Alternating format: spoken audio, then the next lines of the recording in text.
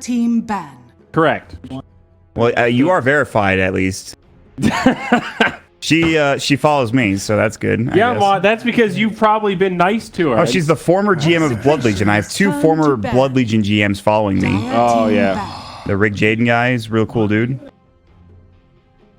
Yes, probably. Yes, I will. Do you want to come? Because it'll be great. I'm not leading a guild, but I'm definitely going to play casually with like Pierre and Ortizi and Scrib and a few other people. So it is fun. It is going to be very fun. As long as I don't lead a guild and go insane like I did last time. 10 seconds remaining. That was a real bad time in my life. You know, after TI6, Iron Talon came out. It was going to be this hot new thing. We had me, Merlini, Fog, Z Freak, a couple of other Dota people. That Dakota came through. You know, all the friends like Pierre and Ortiz that I just talked about. I'm not gonna lie though, dude. Listening, like just being a fly on the wall to some of those guild meetings is just, oh, it's so great. We had a lot of issues. There was a lot of cringe, but it also took me back to my days of being a GM in World of Warcraft and being just like, well, I don't know, guys. Like, if this is going to keep up, I'm not sure if we're going to be able to continue. We need to clear this in the next 2 hours, or I'm going to minus everyone 17 DKP. All right, I didn't get that intense. Relax. Well, I did. I was me, dude. I cracked the whip. All right. Yeah. Look at the trophy, dude. But I love it, Maud. You know, you got to have those serious emotional conversations. I remember you guys had a big problem with somebody being too mean. Well, it wasn't that. I'm not going to say who it was. The person wasn't too mean. They were just fucking insane. Well, she would yell at people, right? Wasn't that the whole thing? Well, yeah, that was the issue. But I mean, you know, meanness didn't really factor into it. It was just more of that. Well, I think she made people feel bad. Isn't that basically what all right, being fair mean enough, is? fair enough. Fine. If you mess up once in a video game and you let your tank die, and she's just like, "Are you an idiot?" You know, like, come on, man. That was a constant. That was a constant issue that we had with this said person. So Trent's had enough of the WoW talk. Toxic WoW guild. So, first pick, Wind Ranger. Interesting to see CM, though, in that first banning triplet from Clutch. Yeah, and he played it really well yesterday. Plus, it's just super... It was way stronger than I thought it was going to be yesterday. Like, level 2 CM Crystal Nova. She's on the rise. Up and coming. She's coming back. All right, I dig. I like it. Beastmaster, though, I think he's still a very safe opener. Still a lot of options of what they want to pair him with, but great vision, great initiation. Big fan indeed. 5 seconds remaining. What do they pair? The Skywrath Mage, I haven't seen it in a while. Like the Beastmaster Skylane that we used to see all the time. Feels like it doesn't happen anymore for some reason. Team pick. What? Oh my god. That's like you're leaning against nobody. You figured it out. It could happen. It might get banned in the next phase, considering how highly people value Enigma, apparently, in SEA. Yeah, unfortunate. Well, listen, it could be a Beastmaster safe laner mid. I mean, we saw a Beastmaster mid yesterday. I mean, you know, you never know. I know. I am crazy indeed. That was only because of the Brood Mother. That's not going to happen again. Probably.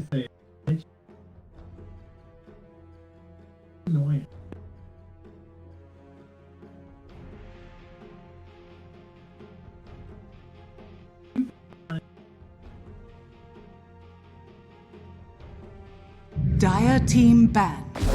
You're actually right about that, and I think the armor, which even better now against the Witch Doctor, is also easy to underestimate, but adds a lot of survivability to your team, adds a shitload of survivability to your towers, and of course physical damage from the Death Ward, slightly mitigated by that extra bit of armor. I'm a fan of Lich armor. I'm a fan of Lich in general. It doesn't ever, like, I don't think I've seen it. Did it get picked at all for you guys in the qualifiers for your regions and stuff like that? No. Not in China. No. It didn't. Normally.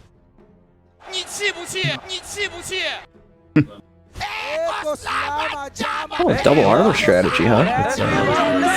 No, it is muted. This is from this. Trust me. Oh. Dire team ban. Yeah, it's muted. Dude, that talent is actually insane. If you can make it to 25 on Lich, everyone has like 50 health regen. good luck killing our build. Killing. It happens abilities. occasionally too, because Lich is a support that will have a lot of experience from using sacrifice all the time.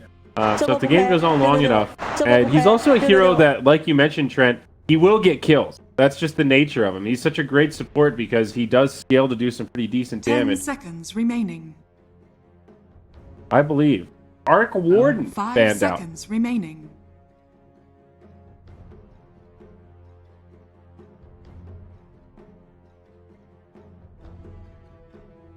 Yes.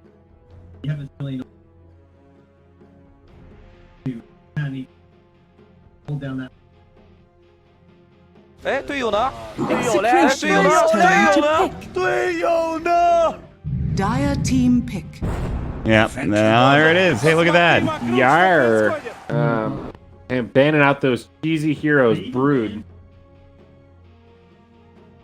Yeah. There's still other heroes, you know. You have heroes like Ember Spirit against Phantom Lancer. It's not the worst thing in the world. Yeah, Dude, I want to talk about Lich. I think this 10 hero is seconds extremely remaining. underrated. Not only do you like just eat range creeps and tilt the 5 enemy, but you hit 6 so remaining. much faster than every other support.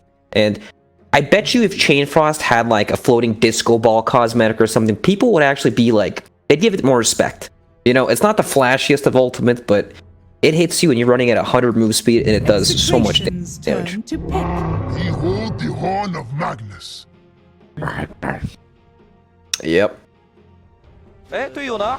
队友嘞？哎，队友呢？队友呢？队友呢？这波不亏，666，这波不亏，666。 10 seconds remaining. 5 seconds remaining. So what do you guys think about a little Magnus PA action to try to deal with PL? Why not Magnus Troll? Why not Magnus, PA, and Ember? Shit. I know, I'm crazy. It could work. I know. Listen, people have told me, especially today. Yeah, I can't argue with the Ember. Magnus Ember is pretty alright. Dude, like Ember versus PL was one of the most common matchups we saw in the EU qualifiers. It was literally every game because Anna would play Ember Spirit for OG, and then whatever team would pick, or they would have it like a PL before they picked him. Oh my god. It's back, baby. Trent, are you excited for this, dude? Wow. 这波不亏，这波不亏 Execration's turn to ，666。 Ember Spirit. Shocking Ember Spirit pick here for Clutch Gamers. Yep. Spirit, definitely good here, like Brax was mentioning. So why Treant here? I was honestly thinking something like Zeus that could interrupt the Witch Doctor, maybe break the Magnus Blink Dagger. What's the game plan with 10 Treant? seconds remaining. Well, we have the resident 5 trend seconds protector remaining. here. 这波不亏，666。 really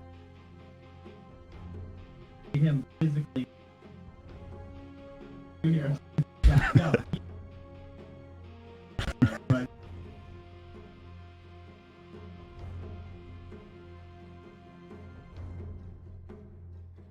Hunter Dire team banned.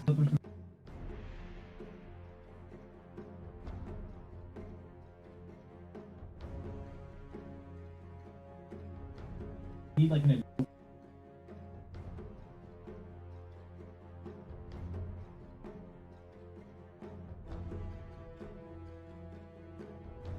I think kind of, but then you have 10 seconds remaining. yeah, I kind of 5 agree they need seconds something remaining. in the mid that can take off and also capitalize on the control. They could do something like a Storm's maybe not so great against Ember. What happened to Storm, man? Does he get picked anymore? Saw him a lot in our qualifiers. Did you? Yeah, We didn't have him in EU. tons of Storm in China. It's so weird how it's so different between the regions, God. It's so crazy, He actually. didn't look incredible in every game. There are definitely some games that were lost with Storm picks, but he was a great 5th pick at the beginning, and then as the tournament went on, he started just becoming this higher priority hero because everyone knew he would be banned out. Not the best.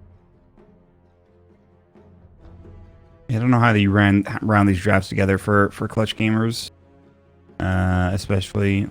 I'm curious as to where they're going to lane the Ember Spirit. And Magnus will probably go like an off-lane dual lane with a Wind Ranger, which is cool. PA is a pretty safe ban, and they will pick up Lina. Which is good. Like, well, if you send the Ember mid and then you get Lina picked for Execration, then you just get dumpstered. So they pick the Lina, which means they send her mid, and you don't have to deal with that as the Ember Spirit, which is nice. You may now select your heroes. That who can be with have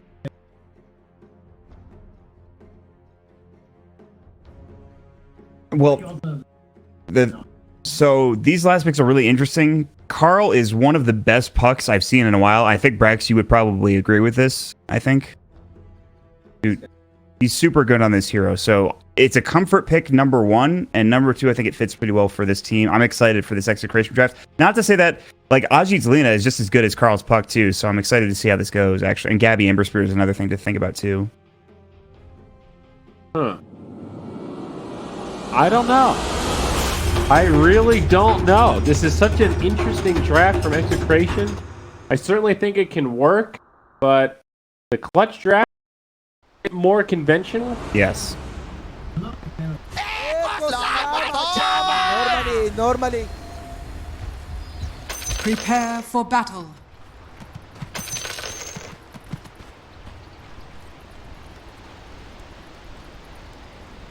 see them do it. Yeah, I'm with that. I think I have to agree. I think they'll be able to play around this Beastmaster and just set a tempo that'll be hard for Clutch to keep up with. But we shall see. Winner bracket finals. That means loser goes down to lower bracket. Winner guaranteed top 2 in the grand final. So we'll see who takes this particular first game in this best-of-3 series. Brax, what are you thinking? We heard from Trent and Andrew. What do you think about this particular draft for Execration? What do you think about their chances in general for this first game? It's a bit wonky with the Lich Treant for sure, especially against like an Ember Spirit Lina combo, where a lot of it's magic damage to begin with. But I have faith in Execration. I think these guys are really good and extremely underrated. And I would have liked to see what they could have done in the TI qualifiers if they made it that far. Yeah. But unfortunately, they didn't. But they're here, so yeah, they've got another opportunity to show themselves off. I agree with you completely. I flew into LA and the SEA qualifier started the night that I came in, and I realized that the open qualifiers were done, and I was really bummed out to see that neither of these teams made it. Both teams that came out of the top of the group stages here in MPGL, a tournament which has gone on for a pretty long time now. You know, they didn't make it. Meanwhile, Grims, he might not make it back to his side of the river. In fact, he is almost certainly dead. The Shackle Shot came out at level 1 for Boombox, which is unusual, but it will secure him first blood for himself, which I think is really maybe worth the trade-off instead of having that win run level 1 here for Frax. Yep, good stuff. So the Treant has Nature's Guidance level 1. This is pretty normal. It's a bit awkward when you lane with Beastmaster though, because he does cut down the trees with the axes. So usually you see lots of points into Leech Seed because it's just so good for 2v2 leaning. Yeah. Like, it's like the whole Necrolite thing, you know? You're taking away health and you're healing at the exact same time, so there's a big HP swing. Is it really that big of an issue? The Wild Axes they cut down the trees, but if you can aim it, well, alright, well, I stand correct. I mean... You see what I mean? Like, you can aim it, but it does limit your options here. Yeah, I guess so. It's a little awkward, but they can find it. They can make it work, I would imagine. All right, you know what? Yeah, you see what I mean? They're literally just using my quote against me now. I made to be looked like a fool after that. Thanks. There's also 4 heroes in this lane that are going to be eating tangos from those right side trees too, so they're slowly gonna, disappear and stuff. He has like 2 or 3 trees to work with in this like area that Treant Protector makes his home. Like, this is his bread and butter right here. You know what I mean? And that's just gonna be gone. And even this over here is just now dwindling down. And they'll just drop sentries. They get both of them. That's way better for Execration. Really good that the sentry gets taken down. So, and they're going to try to go on to Yol and Uwe, respectively. Uwe is going to go ahead and TP and does so smartly. He does have to go home, which means that he's not going to be farming in this lane for a little bit. And Yol just tangos up, and he's got Voodoo Restoration, so he's fine. And this is the problem. If you can't get a kill in this lane, the regen is going to be really nice, with especially if he levels up the Voodoo Restoration as well. Yup. You know, this is an actual PL game where he has notable counters in the game, right? You have Magnus, AoE, not only the Empower, but RP for control, and Ember Spirit as well. Probably one of the hardest counters against PL. Like, Trent was saying in the last series, PL is one of these heroes where he what is happening in this mid lane? Carl just dove and got the kill, and then that was at the tier 2 tower. Dude, look at how much more gold Carl got. All right, he's and he got experience too, so he's almost like he's more than half a level ahead because of that. And he has this next wave coming in too. Like that's loving gigantic. life. That is an insane kill that I did not think was going to be that big. And why were they there at the tier 2 of all things? I wish I was watching earlier. Dude, this is where the big plays come out, you know? Plays like that go a long way when you can make them on land like that. Yep, Lina versus freaking Puck. I didn't think it was going to be that interesting, but they are two highly skilled heroes, two highly skilled players, as Grims gets taken down in the top lane by Gabby with the Flame Guard. So, yes, they will lose out on their Lina, but they're finding kills elsewhere. And Carl continues to try to go toe-to-toe with Ajit. The phase shift plays are coming out, but Ajit's giving him the auto attacks. Uh-oh, Carl, now they turn it around. Ajit hits a nice LSA. The orb comes out, not at the right time. And with phase shift down, that's an easy kill for Ajit in that mid lane. All of a sudden, this 6 CS Lina has space to work with. I don't know if you noticed, but Puck had more than double Lina's CS there. Yeah. That's pretty ridiculous. It was almost double net worth, too, and then the Puck died, and then things got a lot more even. Yep, some good manners coming out, Carl. You know, appreciating the magnificence of the play nice there, play. tipping him. Yeah. I bet these players know each other really well. I would assume, anyway. Like, both of these teams, in fact, they play each other probably so damn often, and scrims and whatnot, that this, they got to be pretty... They got to know each other. I don't want to say they're going to be friends, because, I don't know, you know, well, a lot of times Dota players are maybe not the best for friends, but they definitely know each other, that's for damn sure. Anyway, the Puck does have a double null tally. Lina just picked hers up, and that was kind of why maybe she was falling behind a little bit. I think Puck in general, just a better auto attack. I mean, Lina's really good because her range and the animation is good, but Puck has so much damage with his double null tally that he just has a way better matchup in that lane, I think.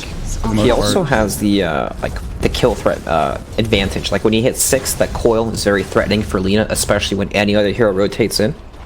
Yeah, exactly. So that's going to be pretty big. It's not like Witch Doctor can come mid and cast the Puck. You know, something has to go horribly wrong for that. Yeah, they won't be able to... they are putting in a lot of damage to Carl, though, but... I want to keep my eyes on mid because they will probably go for that kill when Carl does hit 6. Conversely, Ajit could also try to go for something with his Lacuna Blade when he does get it. In fact, they're just manning up on each other right now. I cannot believe what I'm seeing. Waiting Rift comes in, Illusory Orb, but Carl is taking a lot of damage. Stick Charge comes out. Fairy Fire as well. Fairy Fire about to be used for Carl. He's really holding on to it, actually. Ajit pops a salve. He does Fairy Fire just to make sure he doesn't die to a Dragon Slave or some errant auto attack that comes through. This is a ballsy mid lane matchup. I don't know if I've seen a lane like this where two players just go toe to toe completely, you know, with reckless abandon in a lane like this. Dude, they're both pushing each other to the limits, trying to, you know, kill each other. It's nice to see. Bottom, Skylark is going to be forced to TP successfully, in fact. One more auto attack would have done it potentially, but he not quite in time. Meanwhile, Ube, the other offlaner, going to get caught and killed. Gabby continues to put in a lot of work in this top lane. He has 31 CS. He has 3 kills. Of course, the killing spree coming out. That's a very good start for this Ember Spirit, and it's kind of disconcerting for Execration, I think. Yeah, definitely. Like, Puck... Honestly, Puck threw his gigantic lead over the Lina, right? Like, now they're both even CS. He had almost a full level over the Lina, and then he happened to get solo killed after the Arcane Root. Like, if Puck manages to just hold that lead, he's going to hit 6, then it's a super easy gank for any hero in the game to just walk mid and kill the Lina. Then all of a sudden, you have this gigantic snowball Puck problem, but now you have to deal with this Beastmaster who is very easy to kill in lane, especially once Ember hits 6.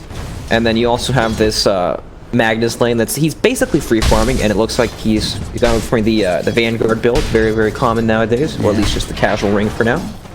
But yeah, he's got the Arcane Boost in his quick buy, but I'm assuming he will finish it at some point. Grims is even going to rotate bottom because I think he knows top is going to be tough. They shackle up the Lich, almost killing him under the tower, but he will be fine for now. The Leech Seed comes in. Nando not going for the kill. Only level 1 Spirit Lance. He does have a Mango if he wanted to try to go for Skylark, but Skylark could just TP out again. He also has a Skewer available as well. And this bottom lane, I mean, you're absolutely right. Skylark is getting great farm. The Beastmasters died like 3 times now, and Skylark has yet to die once. So they're doing a great. And they also, oh, they almost had the Skewer. The Shackle comes out, but Grim should be fine. But yeah, pretty good start, I would say, for Clutch Gamers. They have a 1K lead, and even the Lena is caught up and is actually ahead of the Puck right now in terms of net worth. Yep. I'd say the big thing is this safe lane from Clutch has a lot of kill potential, and that gives them something to play off of. Like, Beastmaster basically has the jungle, and that's going to free up the lane for Witch Doctor to rotate wherever he wants. He can help protect the mid lane. Lich is getting his deep wards down, very nice through the smoke, so they're going to be undetected. Yeah. But yeah, in Execration, they don't really have that same kill threat. Like, it's on the Puck, but support duo, Lich Treant, not exactly the greatest mid-ganking duo in the game. So probably Puck's going to have to rotate somewhere for a kill, unless he can pull off a solo kill somehow.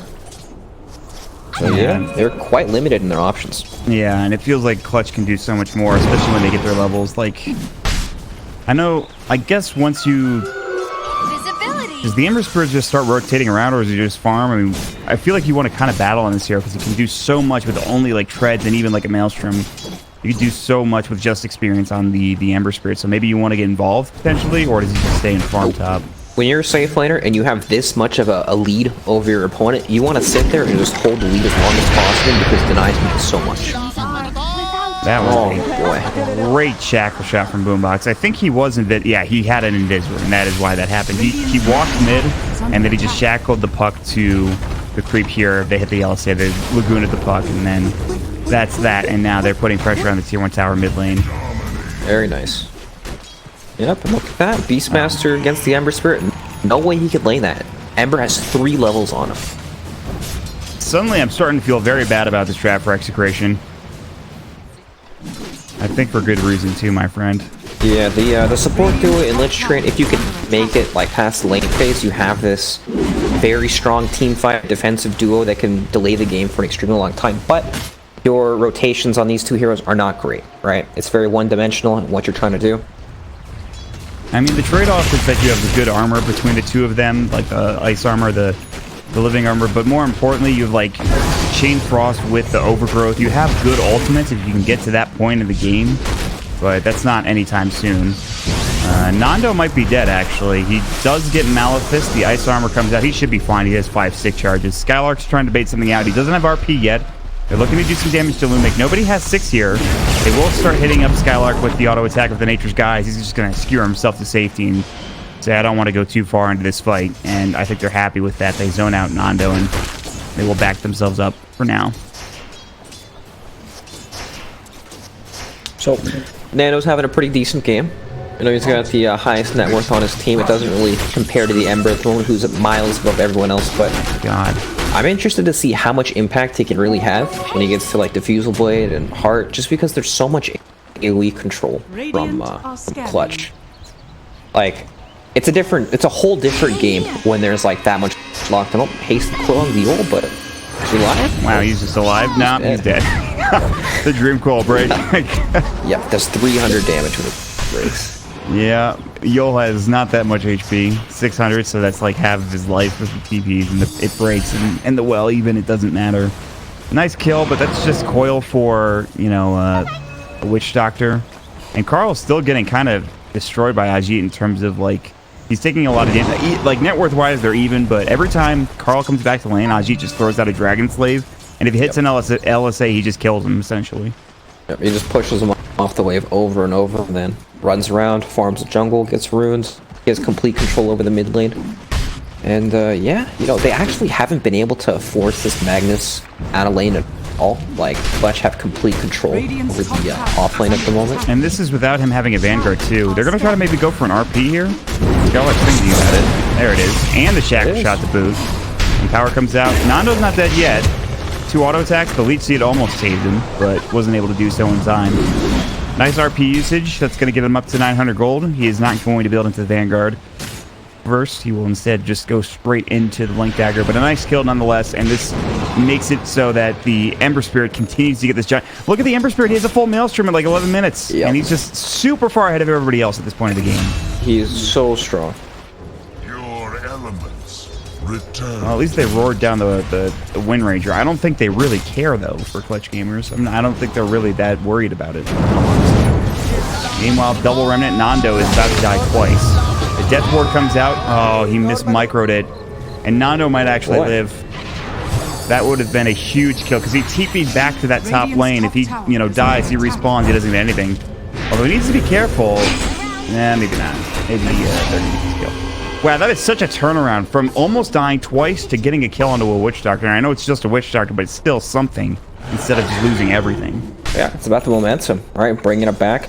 You don't want your PL to have to die after he TP straight to a lane. That's how you end up farming nothing over a span of like 2 minutes. So it's extremely important to be able to pick that up. The puck stops by for the Veil first, and now he's going for Blink, so it's going to take him a bit longer to actually have that reliable initiation. Like the coil, it's still good, but it's not quite as good as the Blink coil, where you can find the hero's Ember Spirit. Yeah. It feels like they just have, they have his initiation, but I don't know if they're going to want to rely on it. It's pretty much him and Roar, or not. Yeah, it's him and Roar, essentially. I guess they could go for an Overgrowth if they have the Nature's Guys going, but it feels like it's really tough for them to find engagement in this game right now. Yep, it is for sure. So they will try to push mid as bottom is getting pushed. Focus fire for Boombox is up. All right, I looked away half a second. They kill a Yol Witch Doctor. Great. That's the Chain Frost. Did it come out? Really? Yep, he threw the skull at him. I missed it. I'm a little sad. That sucks. Grims is Overgrowth, too. They found IG. Nature's Guys hit. Elite G comes out. LSA. Carl in trouble. Laguna Blade. Not enough mana. The Roar comes in. They bring down Ajit. Now Boombox on the run, but he did not get Dream Coiled. He was able to run away with the Wind Run. A power shot, try to do some damage on the way out. Here comes the TPs. Yols, the Ember Spirit's coming in with his Maelstrom at the ready. They need to back. They cannot afford to take this fight. Carl kind of getting baited in. Gabby's going to remnant through. They get the shackle shut off, and Carl is probably dead. Maybe not. He can jaunt away, and he's going to. They have another remnant available for Gabby, but he's a little too far away. The Veil comes out. That could have been a kill on Carl, but somehow he stays alive at the end of it.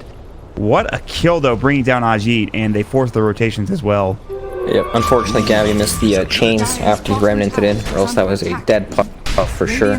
But that's the power of Treant right there, right? He scouts behind the tower, invis, sets up these kills where you just don't expect him to have vision, but oh boy, Gabby's got an invis room.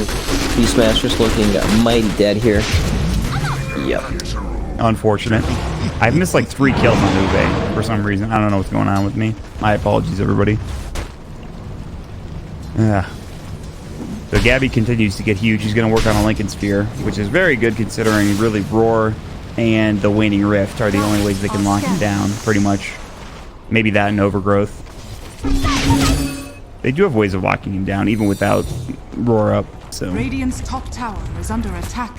still a 3K lead for Clutch Gamers. Magnus getting ever closer to his Blink Dagger, very close in fact. And when he gets that, they can really start taking fights. Ajit did go down, but his Yules is still done. It's going to fly out right now and just connects with him. And they're going to push top, and maybe they'll set up with this. Lumic has his Chain Frost up, but by the time everybody gets up here, it's already going to be dead. The tower's gone.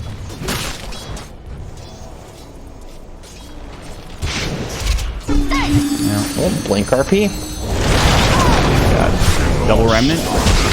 They get the kill on the Beastmaster yet again, and the Death Ward comes out, which I don't even think they needed to kill that Treant Protector.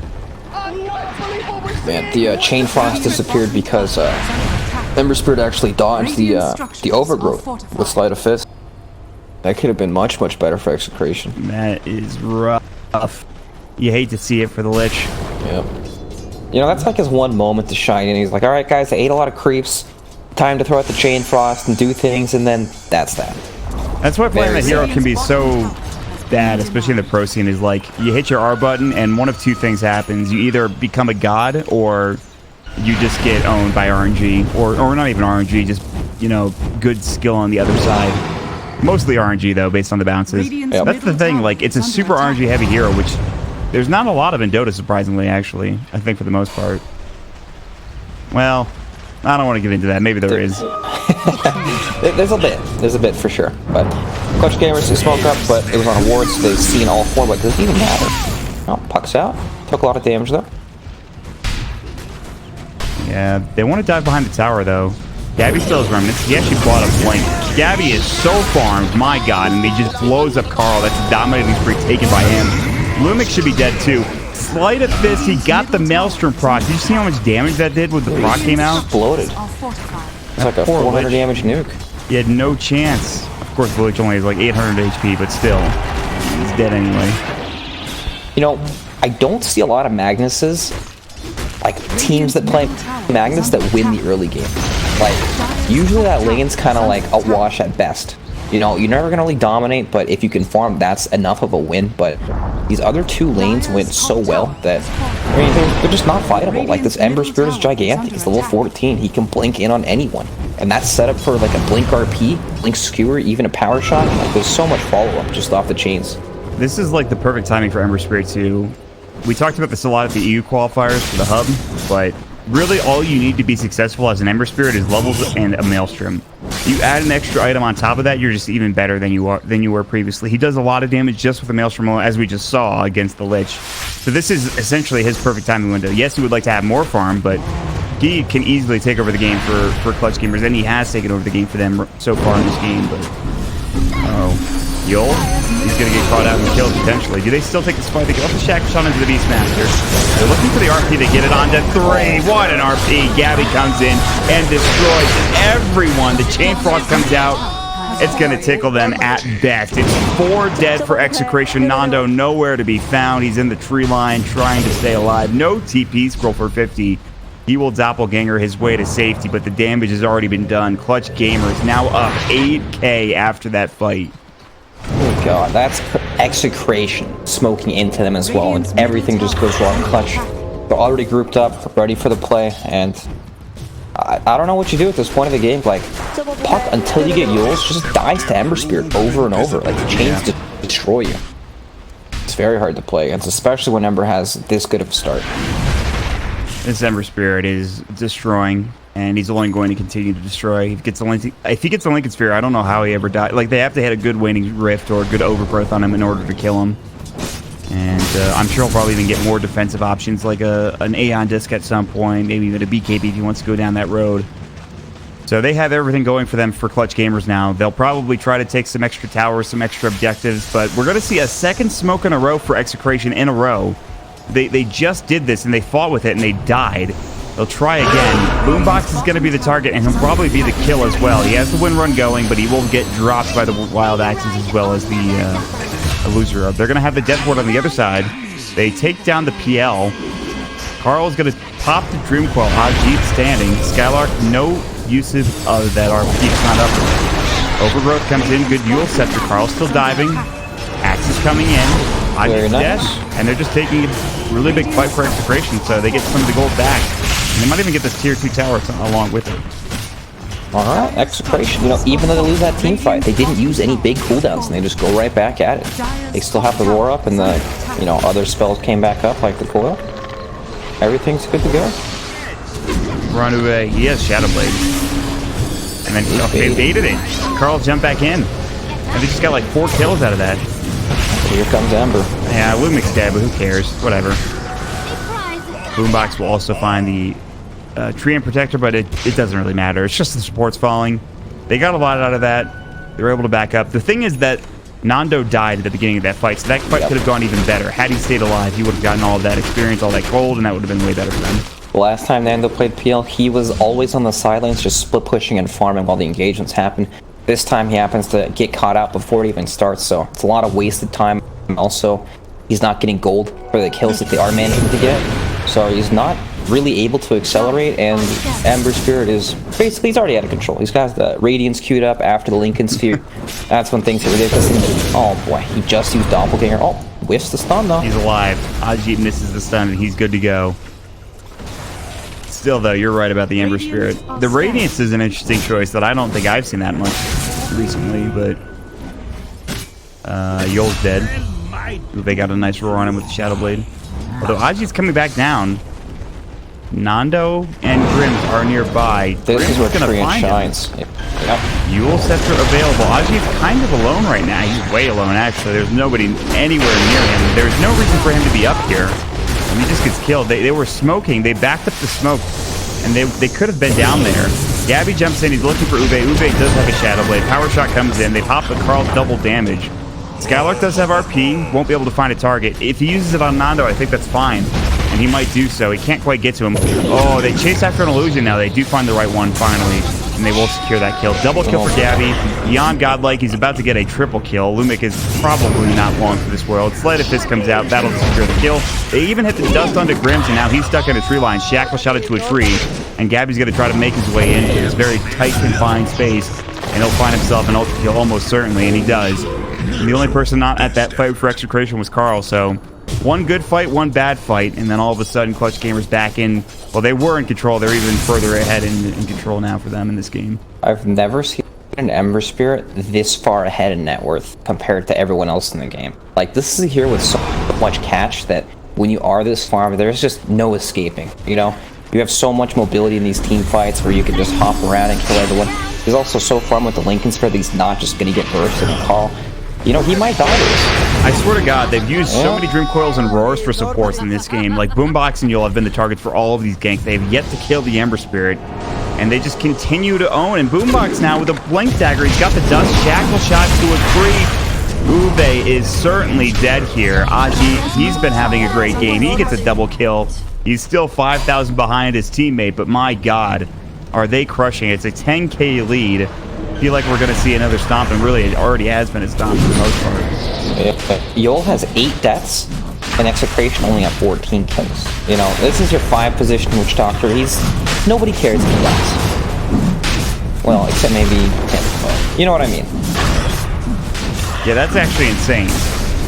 Like, Skylark and Yole, or not even Skylark, excuse me, Boombox, Aji, and Yole. But mostly Yole. Those are the deaths for your team, essentially. Yep. It's actually insane. You're getting so little out of these kills. Like, killing Ajit's nice, but they've only done it a few times, and everybody else is... Skylark and Gabby have yet to die this game. Not just the Ember Spirit, but Skylark as well not dying is pretty significant. And now he has a Crimson Guard. Not only that, they also pick up the Lincoln Sphere, and Gabby's still well on his way to his Radiance. They get Roach, they get Aegis, they have a double damage room. They should just fight. In fact, they might because of the Dream Coil coming out for Carl. Power Shot comes in. Gabby, a 2-man Sleight of Fist. He blows up Lumic before he gets a chance to throw out the Chain Frost. Carl's forced to run, probably going to Jaunt away. In fact, he will do so. They get a Shackle Shot into Ube again.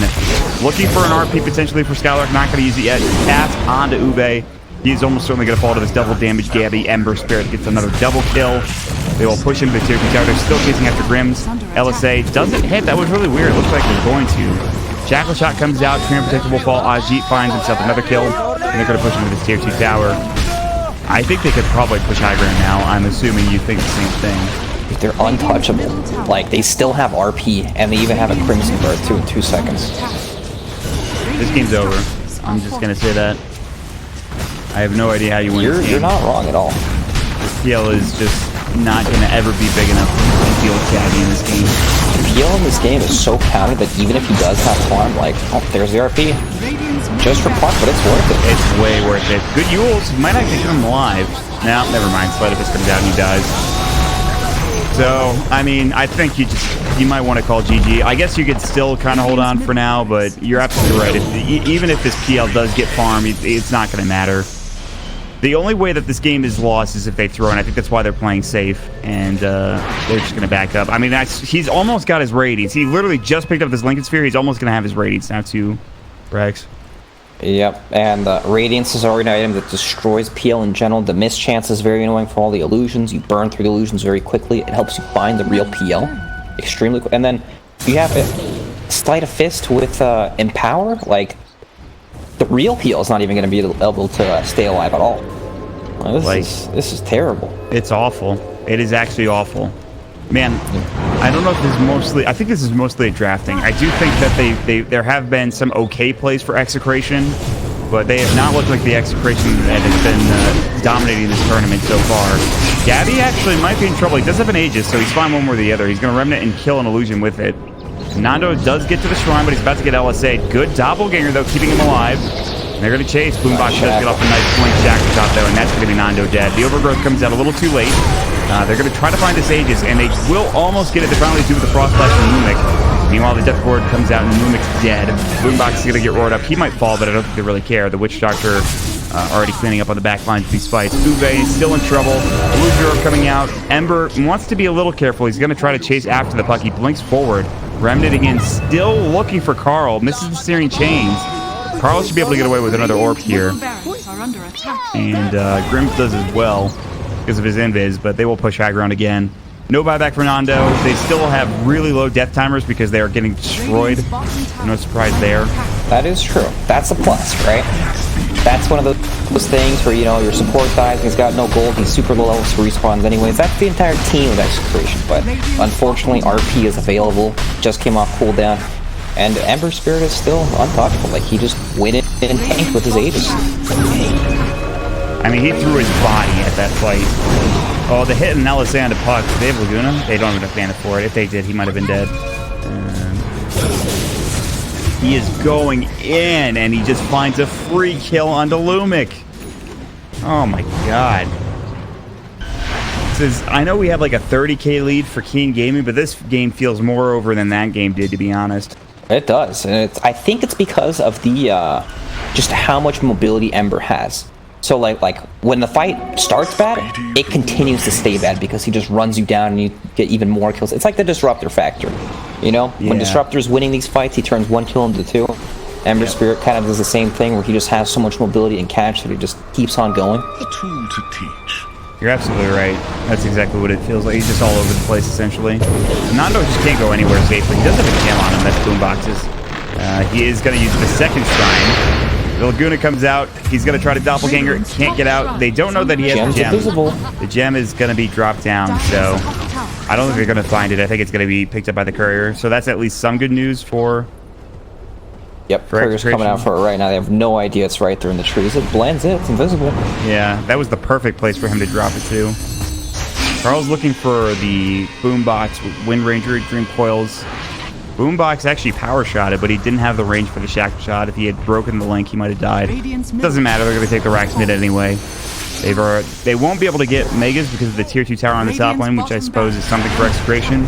At this point, I think they're just holding on to talk about the next game. Think about what they can do better next time, but for all intents and purposes, this game is over, I think. It's pretty over. I don't realistically see a comeback, especially with Clutch Gamers having a really strong late game lineup. It's not that their late game is superior. Well, it is superior, but it's superior because their heroes counter what Execration has. Like, no matter what items this PL has, he's just going to run into this problem where his Legions die instantly. Yep. Nothing you can do about it. I mean, this is just, you know, like Magnus Ember Spirit. Forget about the Lina, but when you add the Lina into the equation, it gets even harder. God, these games have been super one-sided, haven't they? Like 4,000 gold leads at 10 minutes in like every single game. They haven't been close for sure. Radiant are scanning. Well, pretty crazy. What are you gonna do? It's just game one. You know, it is a best of 3 series, and it is the upper bracket as well. I know you would like to get to the grand finals immediately for these teams, but man, Clutch Gamers have turned it around. Not to say they played bad yesterday, but they did not look as good as Execration did in the first game of their series. Still, though, they get off the Roar and the Scalar. They're kind of just taking the fight from them, but they're still going to die anyway. It looks like they've already lost the Lich. They're about to lose Uwe. The cast will bounce through. The Crimson Guard is taking a lot of damage coming in. Power Shot comes out. Nando TP's in a nice spot, actually, and Gabby doesn't see it, so he gets to safety. Carl's going to try to orb away. Grimm's going to get Laguna. They should have detection somewhere. Maybe not. Grimm's going to stay safe. Not having that gem is actually pretty crucial. I think that's the one thing that could have been nice. They don't have it. Ooh, they see him though. Grimm's gonna have the Nature's Guys back up in 2 seconds. They know he's there. LSA hits, but he's still next to a tree.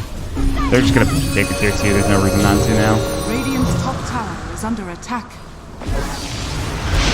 Oh man, Carl got caught. That's the gem. Oh, he's got a orb back up in 2. No, he's dead. Yeah, gem donation there. Do they see it? It's not bad. You saw it, guys. You saw it, lol. Oh, yo, oh, please. Come on. Oh, and Grims is gonna get it. Maybe? Does he go for it? It doesn't matter, I guess, right? Yeah, it's just one of those things. It's a little sad. Carl does have buyback. They also pick the Blink Dagger for the Screen Protector. They need a way to start a fight. That'll do it.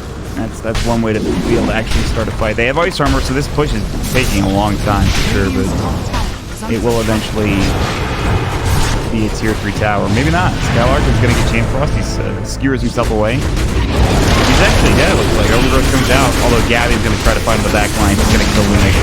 Lumic is now dead. Skylark will fall, yes, but the rest of them will fall because of it. That's going to be Nando down and GG called. So 32 minutes in, probably should have been over at 20 to be honest, but what a game for Plush Gamers though, my god. They rushed it. The shellacking. I mean, it wasn't even... It was close to the beginning, which is more than I could say for that key game in the first series, but...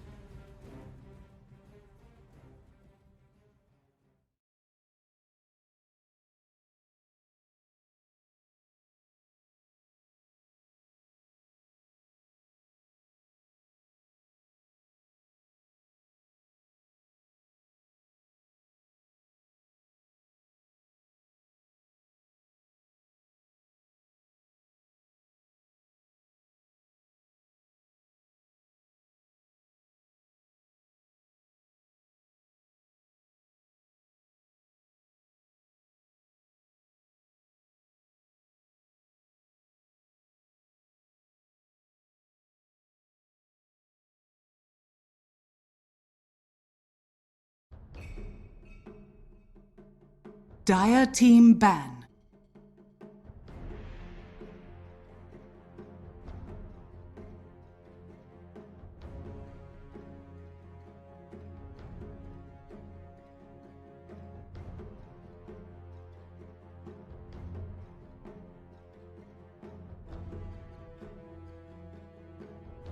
Execration's turn to ban. Dire team ban.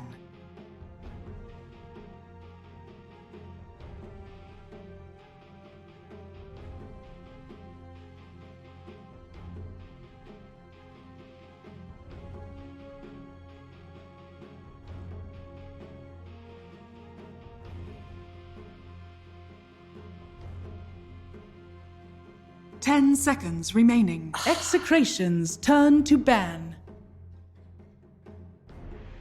Dire team ban.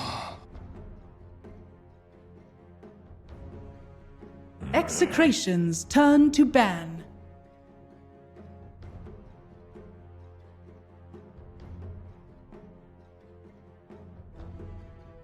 I'm inclined to agree. I think game 2 will certainly be more competitive than game number 1.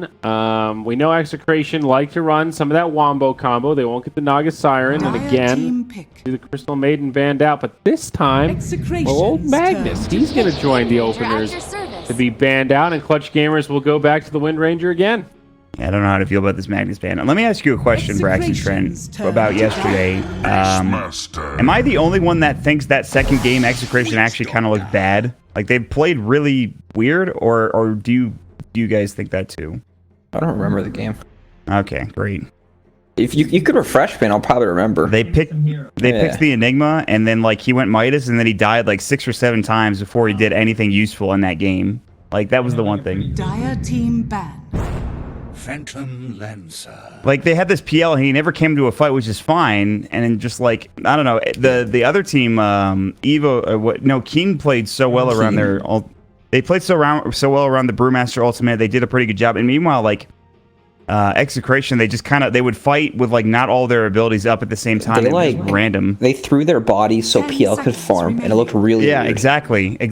And I guess that works. And I'm not saying it's a bad and I'm not saying they played bad. If that was their strategy, that's perfect. And then the PL did get huge, and that's probably all they were saying is like, oh, just get the PL huge. But to me, it still felt like a weird game for them. I don't know.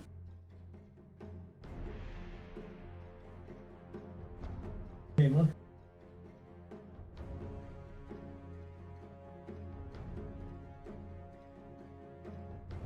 Ten seconds remaining. Things like 5 seconds remaining. Dire team ban.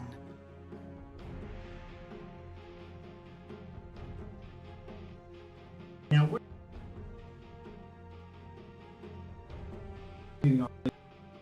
Execration's turn to ban. Yeah.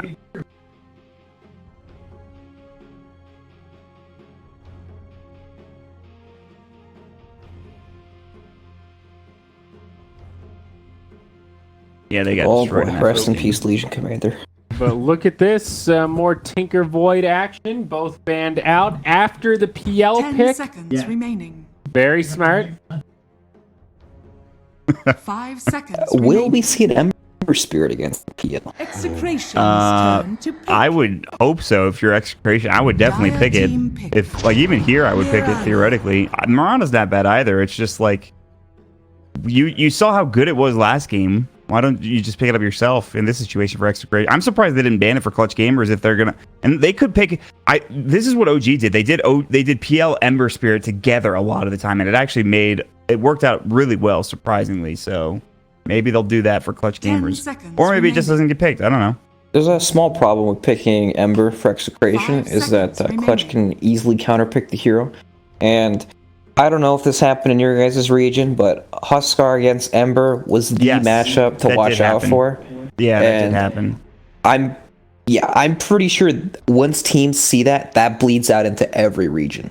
No Yep. one wants to have to deal with a matchup. It happened like that, but in like one day for you guys for NA, and then the next day in EU, it happened to like and it was actually Ritsu that was playing it, I think, on the Huskar for Wind and Rain, and they just that was, I think, the one game OG lost handedly, and it was because of the draft, and they forgot to ban out the Huskar 5th ban. Oh, yeah.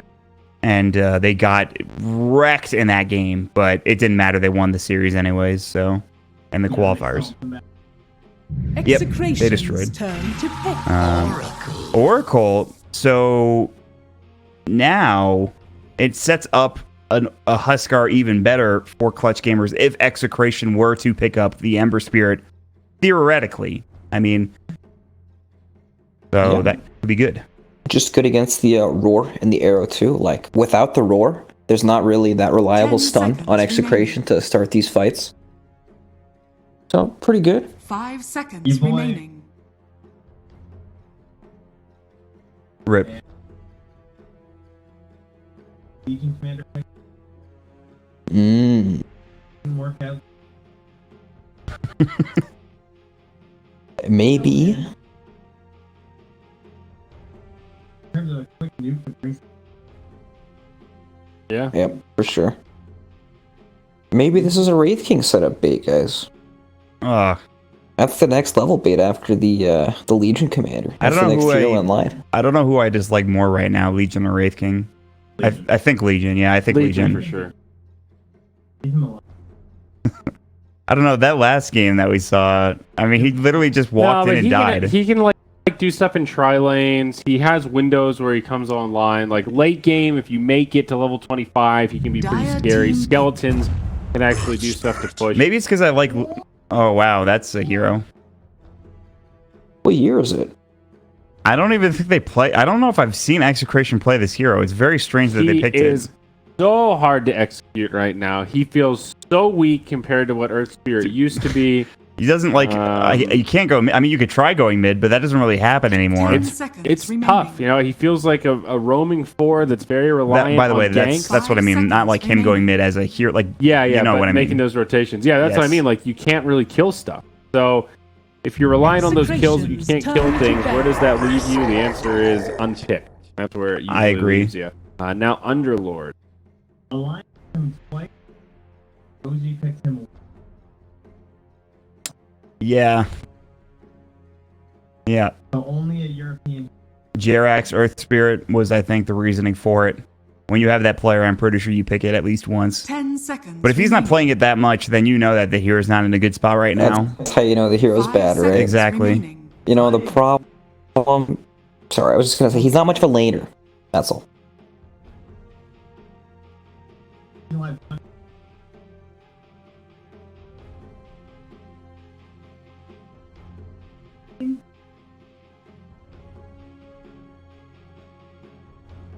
Man, so this is like a Beastmaster Earth Spirit lane, isn't it? I'm assuming which... Or... Yeah, right? I think? Or... Still pretty flexible, but... Yeah. So, one option you have is, obviously he's not good at setting up stuns, but he is another body to trade right clicks. It could be one of those 10 things where he, seconds like, remaining. camps one of these lanes where the dueling already is, for, like, a potential 5 tri lane where he seconds tries to, like, cheese out first blood, or, like, rolling in from the trees or something. Like, that's a potential play. I see a lot of teams with heroes like Bounty Hunter and Earth Spirit try to make in the game. Ricky, too. The Huskar was banned, by the way, so this is setting up for an Ember pick for Execration, theoretically. I would ban it if you're Clutch, wouldn't you? Given the circumstances? The Ember? I don't know. Dire team Because the thing is, like... I assume Clutch are going to pick something that is, like, some sort of scaling damage. Like, you already have the Underlord. Alright, the Kunkka, okay. Yep, now you have some actual, like, more scaling damage, not only if the PL is counter, but you have something else too. Also, great catch. Something that they were pretty lacking on. The Monkey King ban. A lot of ways to start fights now for Clutch. Hit a Malice, Fortune's 10 End, seconds Shackle, X. remaining. 5 Not going to be an seconds easy remaining. game for that normally elusive Marana.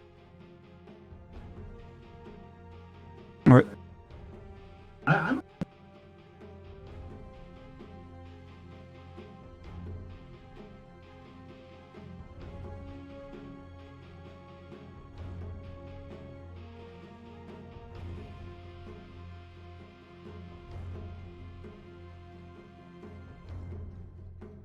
He's on the opposite ends of the spectrum.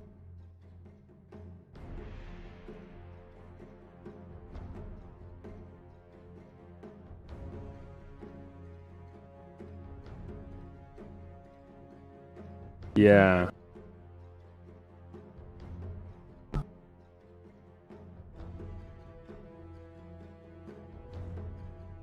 Yeah, I'm with you there. I'm very curious to see if this last Choose pick your makes hero. some sense. It is the Ember Spirit.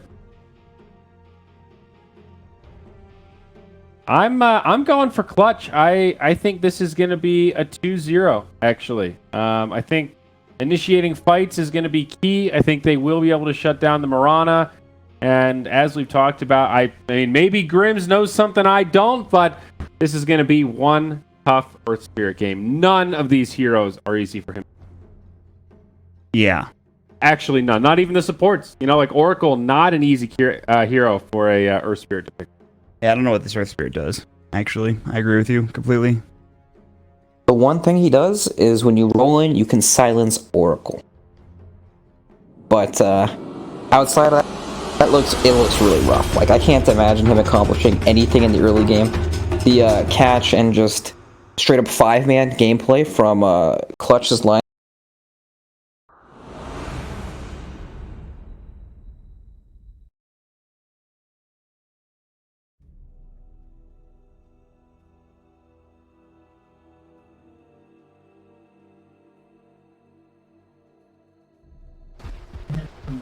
The next label play.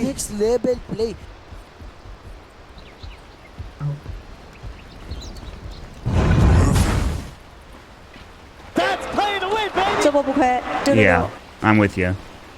So we'll get into it, I guess. But this could be a quick evening, much like last night was a quick evening. I mean, we finished pretty early for the most part, and it looks like that'll be the case again. I think we finished around 5 a.m. Last night, my time, Mountain Time. It's currently 4:20. We're right on schedule, Brex, my dude. That we are.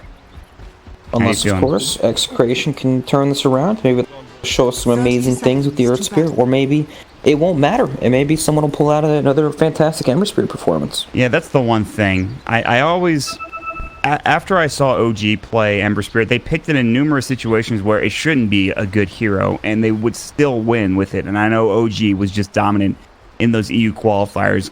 Execration have the capability to win this game, even if the draft is a little bit worse, a little bit wonky, a little bit different than what we were expecting. I still think they could take this game and they can force it to a third game, but I'm not the most hopeful in that regard. I think Clutch can take this themselves, and we'll have to wait and see. Every coin helps. I don't know. I guess it comes down to how the lanes are set up to start this things off. Is it going to be the?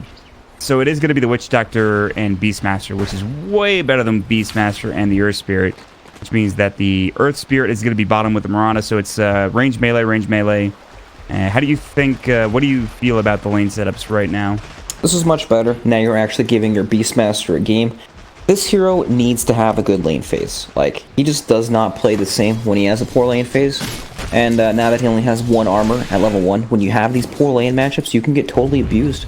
Like Witch Doctor, they're not choosing to fight the lane. He's actually cutting the second wave, and he's probably going to bring it behind the tower, so you can just pull back the wave that way. It's very smart, and the pole camp is also blocked too, so it's going to be a big win for them. But Underlord against Mirana. Underlord stacks up damage so quickly, and it's not like Earth Spirit can really do anything about it too, you know? He's kind of just a body that's soaking up experience and, you know, maybe hitting Windrunner once or twice when you get hit like 4 or 5 times. That's a good way of putting it. It's just a body that's soaking experience. And I don't know what he does even, like, when he does get the experience. Where does he rotate? Probably not mid. I mean, you probably could kill. Kunkka is a kind of an... He is killable. It's not like you're playing against a puck or something like that, but still...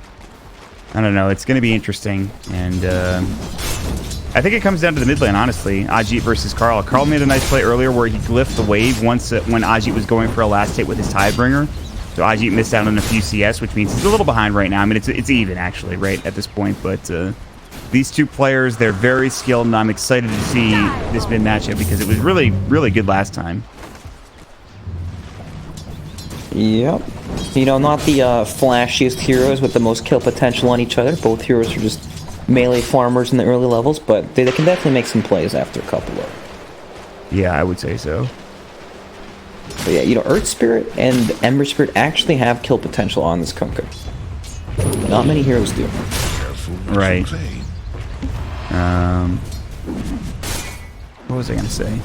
We're still having some audio issues, by the way. I don't know why. It's now we have echoes where you somehow we're bleeding you through our speakers, and it's just kind of annoying. But we'll figure it out. We'll fix Funky. it. Yeah, it is annoying. Anyway, Earth Spirit make rotation mid, but there was a ward that scattered out, so And they nothing scanned him should too. happen. Yeah. they're gonna try. Maybe they dive this. They'll just dive him under the tower. This Yeah, is they have TP coming interesting. though. X-Marks did come out. Oh, God, that Tidebringer damage actually did so much. Boombox Shackle? It didn't latch. If it did, maybe they get the kill. He does have level 1 power shot. It would have been close. If that latched, maybe he secures it, but it was going to be tricky. So nice rotation coming in from the Wind Ranger. They're going to get first blood on Yol. He got cast up. Lumic had an amazing cast. The Axes came out. Now they're looking for Gabby. He doesn't have Doppelganger. Axe is coming in. He does have a salve and stick charges. He will use the stick charges. He does have the salve. Still, the Fortune's End is going to make sure that he doesn't get dove under the tower, and he will be fine. Yep, nicely done. Now we have a solo kill bottom from that. Very unexpected. That should not happen. I don't think you should fault me for not seeing that. There's no way a Mirana should get that kill onto a Skylark Underlord. Just throwing that out there. Oh, it is very unexpected. Mirana, not the highest base damage. Skylark still has 5 tangos that he's holding on to. He must have just underestimated how much damage Mirana can do. What's going on mid-mod? You see this garbage? What's happening here? What happened here? He's just dead. No, the torrent's happening right now, right? No, it's not actually. Wait, say that again? I was saying the torrent's going off right now, but it's actually just being casted, so... Carl's definitely going to kill Ajit. Yeah, I don't know what happened, but I think this is a pretty good start for Execration. They get first blood. They get a kill onto the Skylark Underlord. They're getting really good CS with the Ember Spirit and the Beastmaster. The one, they're completely shutting Gabby down. He has 6 CS. This game's all of a sudden, like, it kind of just feels really bad all of a sudden for Clutch Gamers. And they're losing Ajit mid. So... It's all about the lanes. And we got to pause. And we're going. You win the lanes, you win the game. Yeah. Torrance? Maybe he gets this kill. Oh my god, he had like 8 HP. Are you kidding? That bracer saved his life. Like, he had 3 HP to begin with, and he actually lives there. Insane. I would tip Boombox too, given the circumstances. The bad news for Ajit is he has to go all the way home, which is really bad. If he had known there was going to be a regen rune in the top rune spot, he probably would have stayed. That's brutal. That is.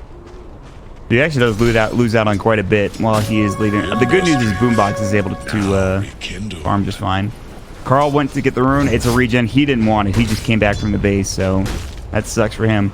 I thought this lane top was going to do way better than it did. I thought Oracle would be just fine and be able to help Gabby CS and do damage, but it has not gone well up here for Clutch Gamers. So they're kind of like losing 2 lanes. I guess the Underlord is CSing well, but he did die to the Mirana. So I don't know if they're losing bottom for Clutch. And this top lane is very worrisome. Like, Beastmaster is a full level in experience over the Phantom Lancer, meaning he's going to hit 6 at a very early timing where they don't have anything against it. And Rolling Boulder, Boombox in trouble when runs away. Jackal Shot doesn't latch somehow. Grims is still in trouble. He's actually going to get auto attack down. And Planked, they'll get the runes. Grims might be able to get one before he dies. Nope, no way. They do so much damage on Skylark. Nando actually doesn't have his leap.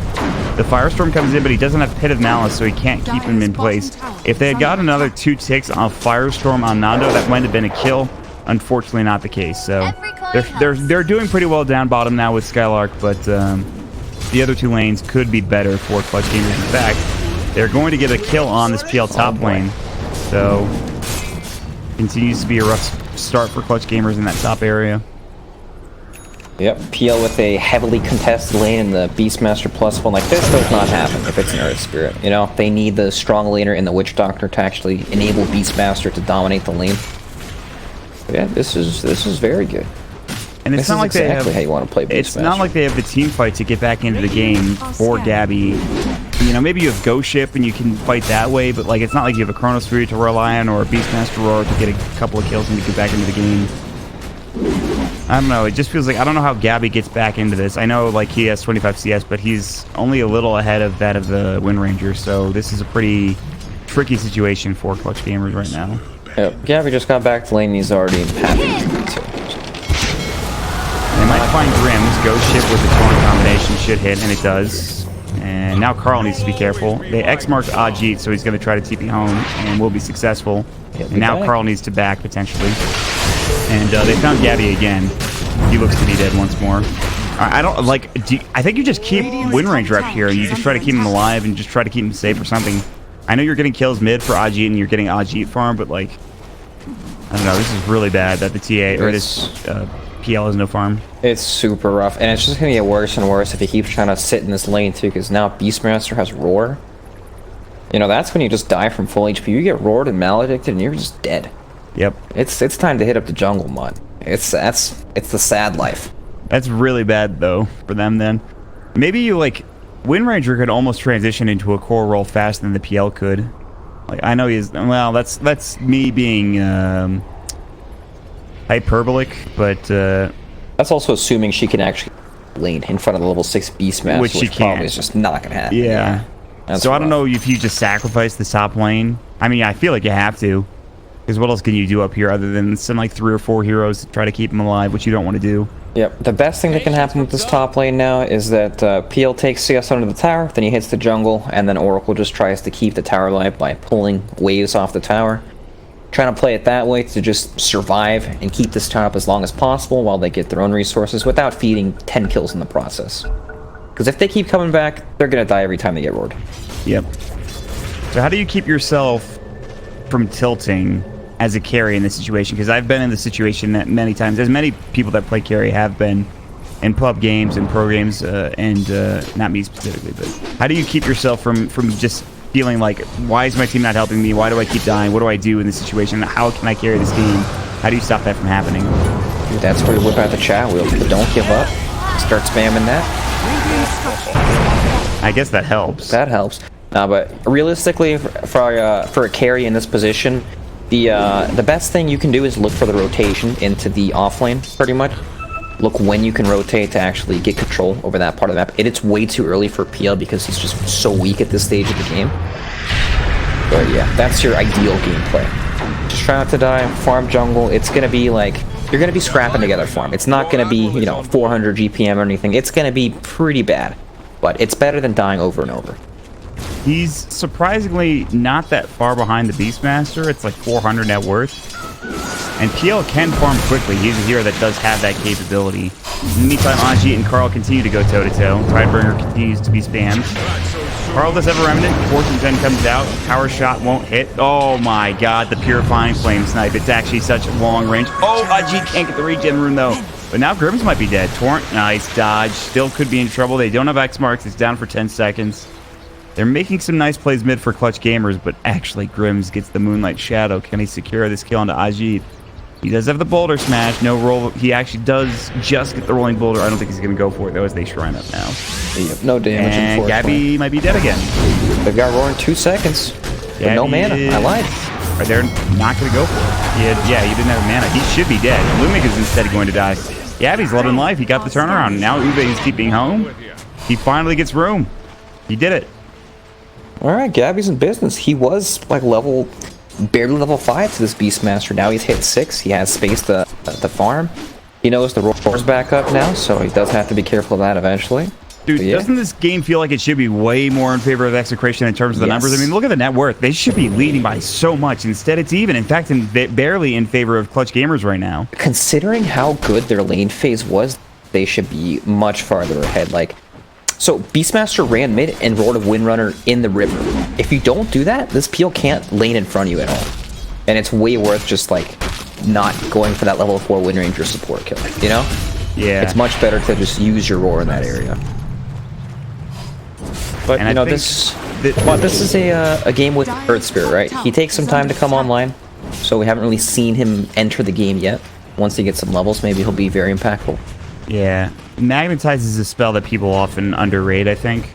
It's very strong.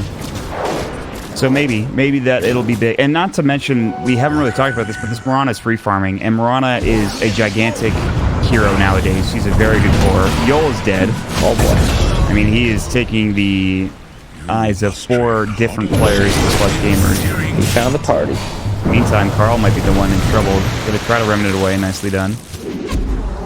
Shackle shot onto Lumic. They don't want to chase too far. It's a little dangerous. In the meantime, this is not even giving room to the PL because the Beastmaster is still just sitting top and not really worried about fighting elsewhere.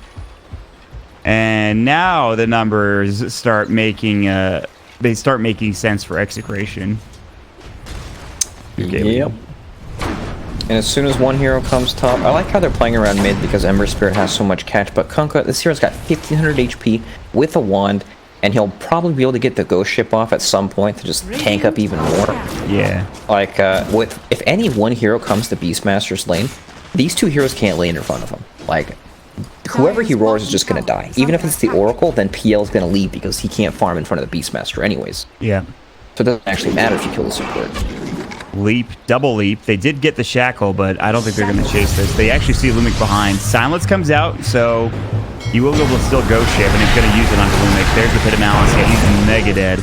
They would have liked to got Nando, who is now in Viz. They get off the roar into Skylark. He is got a Vanguard. He's pretty tanky, actually, but the Searing Chain comes out. There's the Remnant.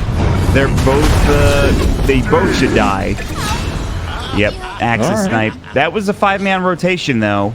So those are big kills, specifically on the Underlord, but it is going to give Gabby a little more room at least. That's Underlord doing his job by making a space for the carry. Like, Gabby he was in a position where he should have no game at all. But somehow he's able to lane top because Beastmaster is using Roar elsewhere instead of using it in front of the PL. Just trying to pressure him off creeps, because this tier 1 tower up top for Execration, it should be dead at this stage of the game, honestly. Yeah, like 100%. All it takes is any core rotation from Ember or Mirana, and there's no way Clutch want to overcommit to defend that. It's just not worth it at that point. And, you know, Clutch Gamers, PL, Underlord, even Wind Ranger, especially the Kunkka mid-game could do a lot of work, although he might be in trouble. Missed the arrow. Ajit, they've got the ghost ship. Here comes the false promise. Grims is in trouble, actually. He has no roll. He's got a stun. He does get the push away off. He's out of mana. Torrent's going to hit. Grims is dead. Great rotation from Yol. Ajit, this is the problem you were talking about. He's too tanky. He gets the rum off. There is no way you're killing him unless that arrow hit, but it did not. So, good rotation for Clutch Gamers. Super, super tanky. And it looks like finally Execration making a move up top, but there's no one there to actually gank, so they're just going to take the tower. Gabby smartly decides to just hit the jungle instead, knows that this rotation is going to come eventually. But yeah, making the right plays. Feels like Execration aren't playing to their strengths. Like, they have this Beastmaster who is basically unstoppable. But Clutch are playing to their strengths very, very well in this game. I mean, and Gabby did his job with him, like, staying in that lane long enough for him to get a good start or a decent start, and then he rotates into the jungle now where he flash farms. Maybe not flash farms, but he farms rather well inside the jungle where, he'll be able to get to his defusal rather quickly, so. Yep. It's also safe farm, too. You don't actually take any damage jungling on PL. Yeah, and it's really easy. Yol's gonna die, but, getting deep vision, fine for that death to come. It does come at the hands of Carl, which is a little unfortunate for him, but nonetheless, it is some vision that is gained for his team. Yep, they know it's there, they just don't know where, and they miss the sentry ward, so. It's a nice spot that he warded too. This is probably one of the much less common than the normal wards when you ward deep into the enemy jungle, so very nice. I've been experimenting with like different wards in the enemy jungle just to make sure they don't get dewarded in these like kind of spots around the shrine. The one that I use most often is when I'm playing Radiant against the Dire, and towards the shrine I kind of ward here from the river. Oh yeah, from the low ground. That's a fantastic spot. Yeah, it's a great ward. Death ward kills Boombox. They'll try to go on Lumic. They won't be able to find it. They will try to look for Grims. They didn't have detection. Neither of them did. And now Grims is setting himself up to try to fight further. They're still chasing after Gabby, but he's close to the shrine. However, he might be in trouble. Roar comes out on the other side of the fight. Gabby's going to get arrowed. He still has the doppelganger, but there's the silence. And now he should be dead. In fact, they're going to lose 3 heroes. This turned real sour real quick for Clutch Gamers. Execration making the right plays. TPs are coming in. Uve, smart TP. Carl is not going to be chased down either. Very, very good engagement for Execration to take that fight. They get some big kills, especially the Kunkka, the Gabby PL going down. Very nice. Execration is starting to blow this game open too. They're about to secure 4 bounty runes too. Excellent. That's what it's all about right there when the play happens to... Very nice arrow too. Yeah, Boombox is dead. Nando's starting to come online. His Maelstrom is done. He's not even close to 15, but when he gets there, it's going to be a real problem for clutch gamers. With a single Javelin on this hero, when you have Leap leveled up to level 4, is so much damage. It's insane, actually. It's like you're playing Wind Ranger. Yeah, it's pretty ridiculous. 100 damage. People forget about... People that don't play Dota especially forget about how much damage Javelins do. 100 well, is... We just went from a 4k gold lead to a 6k just from the bounty. The 4 bounties, yeah, plus the extra kill onto the Wind Ranger. Yeah. I mean, they still have towers on the map they can get too. I actually think this is a pretty rough spot for clutch gamers. They can't really take a fight. They don't have the best initiation. I mean, they have good catch with the Kunkka, but they have no real way of starting the fight other than that. Maybe a shackle shot, but that's about it. Like, Pit of Malice, not great. Yep. It's more like team fight control, you know, preventing people from entering an area rather than using it to catch someone. The X combo is nice, and it's going to be landed here on the Explode. Yeah, but it's just one kill, and it's on a support rims. Like, you have no way to set up the ghost ship on multiple targets. Like, unless you hit a Pit of Malice and they just stand still inside the pit or something, there's no way to hit like a 3 or 4 man ghost ship like you would see maybe with a Chronosphere setup or something else like that. The difference in like forms of initiation is definitely showing in this game. Like, the X is nice when you're catching single heroes out in side lanes, or just, you know, for like a gank when they're alone farming. But to set up a team fight with that is just so unreliable. You know, you're going to get silenced, Ember Spirit's going to chain you, you're not going to be able to get your combo off properly. It's just so unreliable. It's good for these single target ganks, but it's nothing compared to a Blink War like that. Yeah. They will avoid the death. Death Ward does come out, but the False Promise is going to heal him up to full, I'm pretty sure. Yeah. Yep. That is the one thing that they can play off, right? Their lineup revolves around baiting more than actually going on these targets. But when you're playing against these mobile heroes, like the Beastmaster Blink, Mirana Leaps, Ember Spirit Remnants, then all of a sudden you're playing against a team that can farm in all 3 lanes at the same time and just not be afraid. I just also think they're going to be lacking damage for the foreseeable future until PL gets huge and Ajit gets, like, I don't know, 1 real damage item. I don't see them being able to win a fight because their damage output is going to be low. Obviously, the diffuse play is going to change that a little bit for Gabby, but I don't know. It just seems like they're kind of in trouble in this game. Well, they're definitely in trouble. They're down 6k. You know, it's 17 minutes in. Carlo's going to get X. He does have a... Oh, he's actually dead. Okay. I thought he was going to try to remnant there or something. I don't know if he didn't have one down or something, but... He did. He just didn't expect the pullback so quickly, I guess. Right. Usually people try to fake it because they know Ember Spirit's going to try to dodge it with the remnant, but I see. He couldn't see the animations because Kunkka was in fog. Great play then. And that's how you... Look at the gold difference all of a sudden. It was a 6k lead. It's 4k now. Isn't it crazy? That's all it takes. 1 Ember kill. And now Underlord, top net worth on his team, but close behind are both the PL and the Kunkka. They're there. It's dealing with the Ember. Well, hold that thought. They do bring down Yol. The thing now is bringing down this Mirana. They got the Ember. They can keep killing him, but they need to be able to find this Mirana because she is an issue in this game right now. Nando is huge. Yep, definitely. Once she has the BKB, there's no lockdown at all. Even Magnetize, Gabby in trouble. And Yul's not there. Gabby trying for a TP. He's going to make it out. Nice play. Boombox now. He'll be the martyr for the cause. At least it's not going to be the Phantom Lancer that's killed. X marks onto Uwe. He does have a blink. Nice play. There was no damage that was dealt there. And now Ajit gets gone on by Lumik. And yeah, that's another issue. They just don't have the lockdown to bring these heroes down. So. Alright, well. Yeah, Nando is going to build BKB, and then I have no idea how you win a fight at all. Yep, same. It looks very difficult. And that is his next item he's going for, too. He's almost there. BKB Maelstrom feels really like all you need at this stage of the game.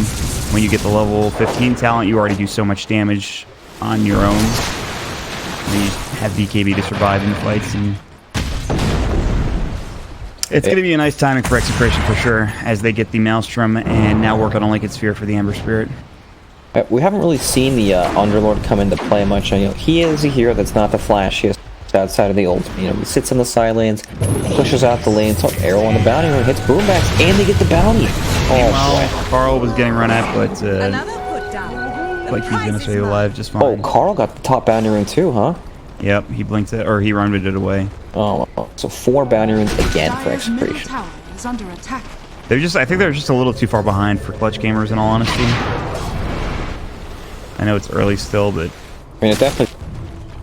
You can't stop these cores from farming, and they're gonna hit that timing where Murata has BKB, and then what do you do from there?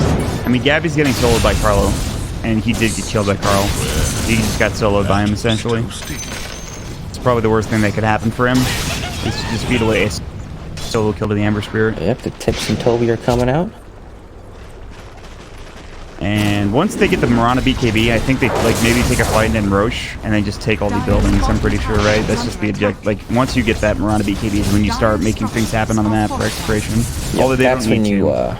That's when, as long as you press your BKB, you become unfightable. And with Beastmaster, you can turn that lead into tower pushes, vision control, and Roshan. I don't know what they needed to do differently in the draft for clutch gamers. I don't think the Ember Spirit is... I know I said to ban it. I thought they should have. But I don't think that's the reason they're losing necessarily. I think it's because of that start for the PL in the top lane. Yep. It gives Beastmaster such a dominant game.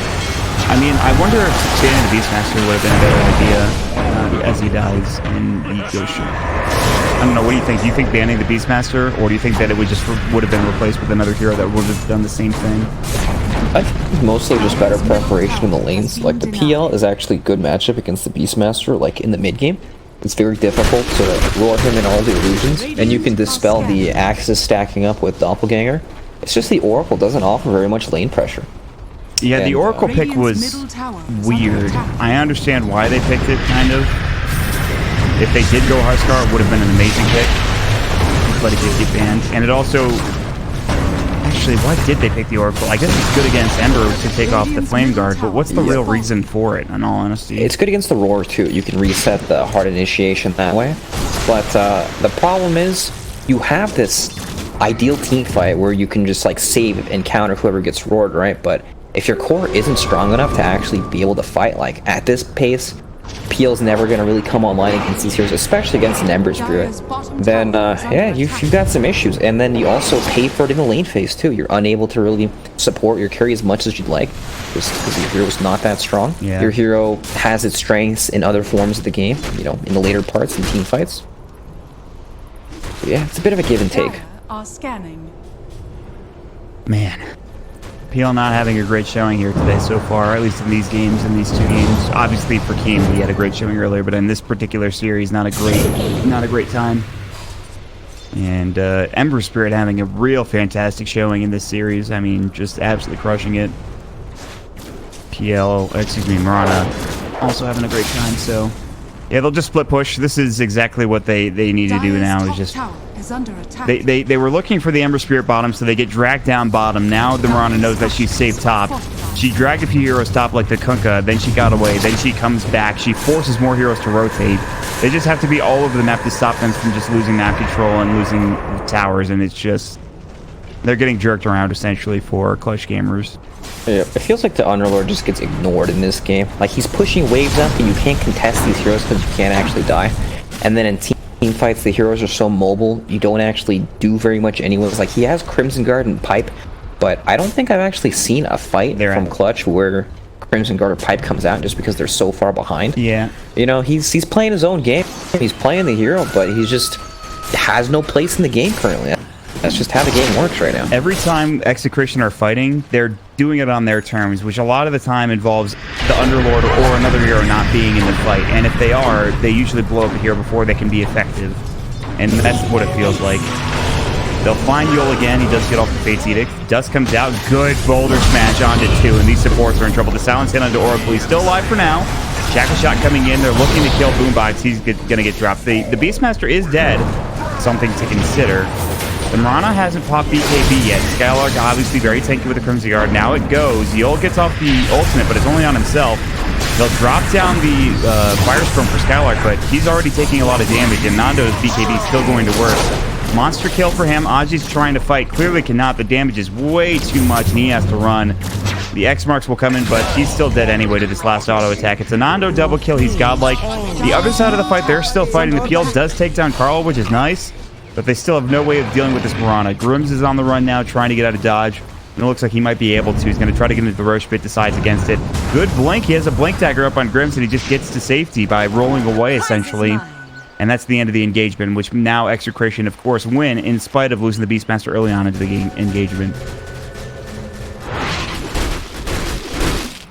Yeah, this Moron is huge. She is a problem, Brax. I have actually no idea what you do against her.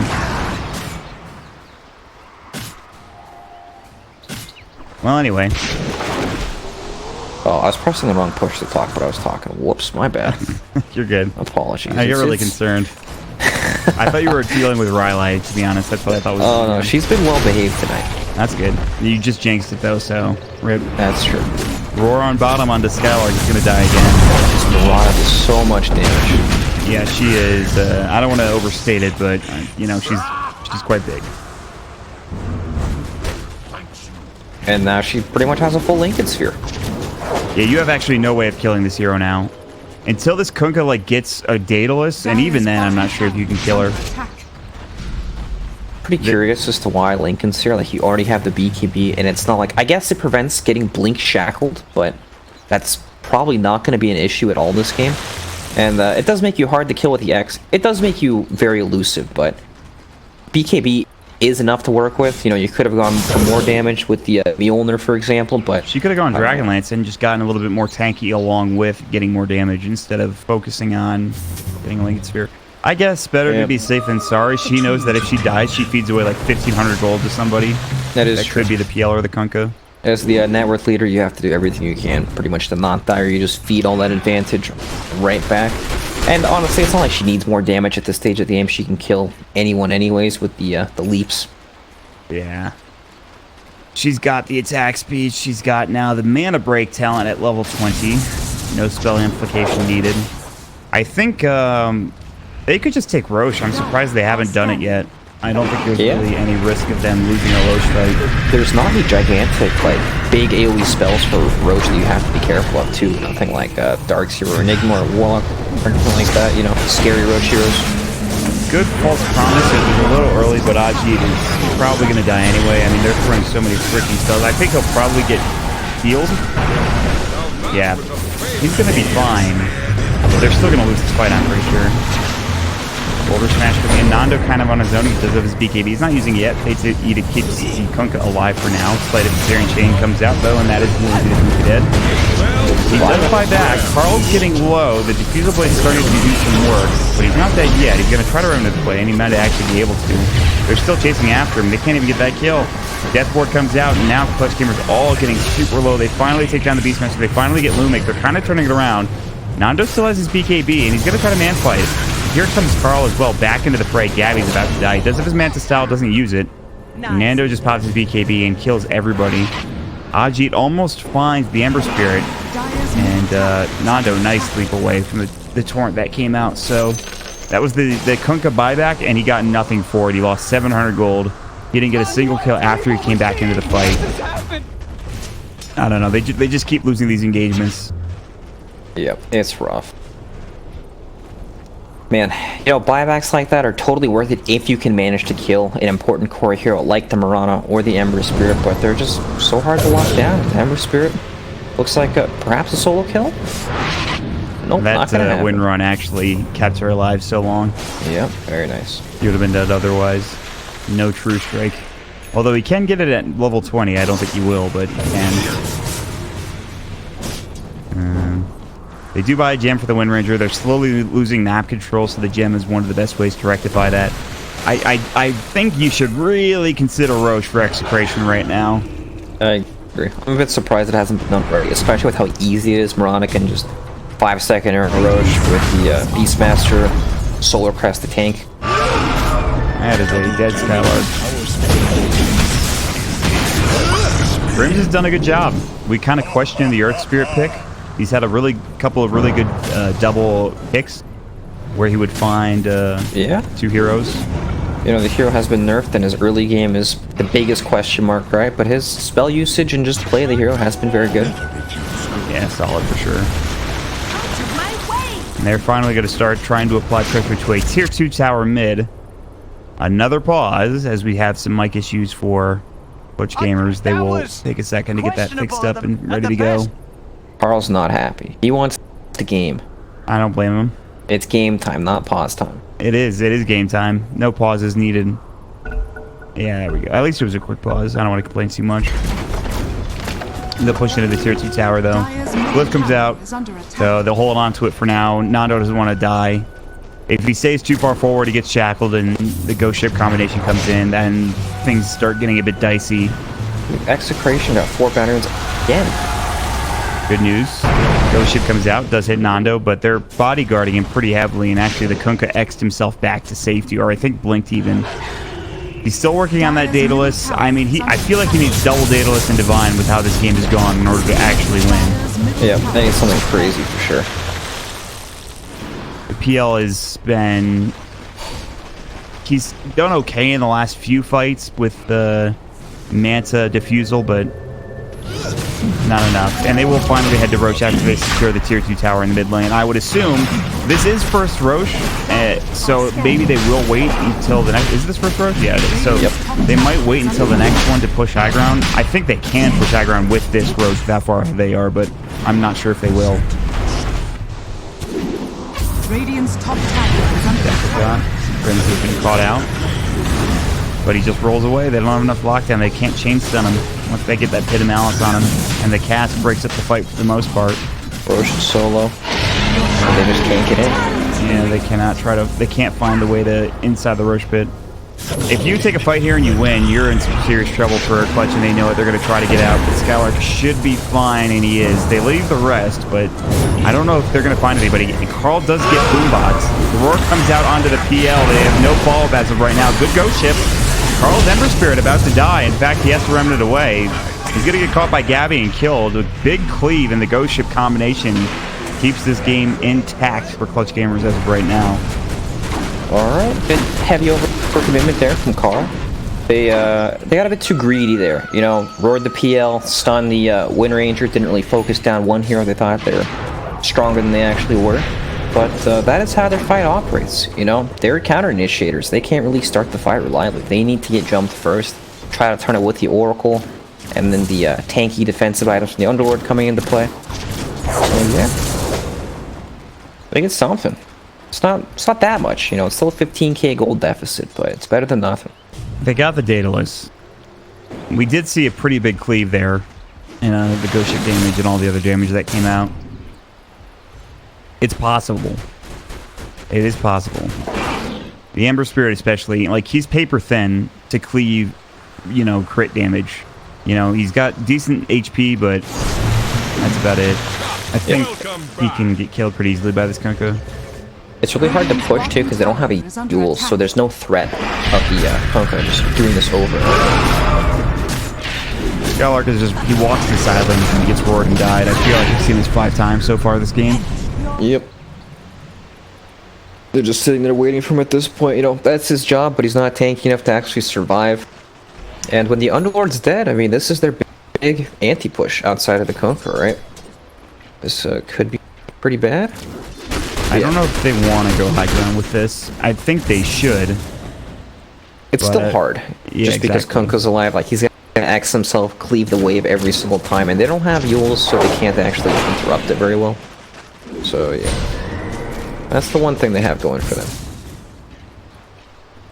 So, I don't know. We'll see. This game will probably go for, I think, a fairly long time. I would be surprised if this game just ended in the next 5 minutes. I don't think that'll happen. I think they'll get a tier 3 maybe in the next 5 minutes, potentially. I don't think they'll get much more than that, though.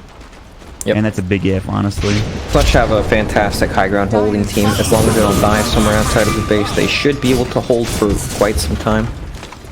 But you never know. These teams are crazy, you know. You might see Carl blink in or remnant into 5 heroes. He's done it before, I feel like. This guy's insane. Sometimes he just gets in there.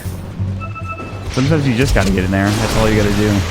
Hey, it's exactly what you said. He comes out, crits, does half of Nando's HP and damage, and now they have to back. And they realize, oh, guys, we can't push.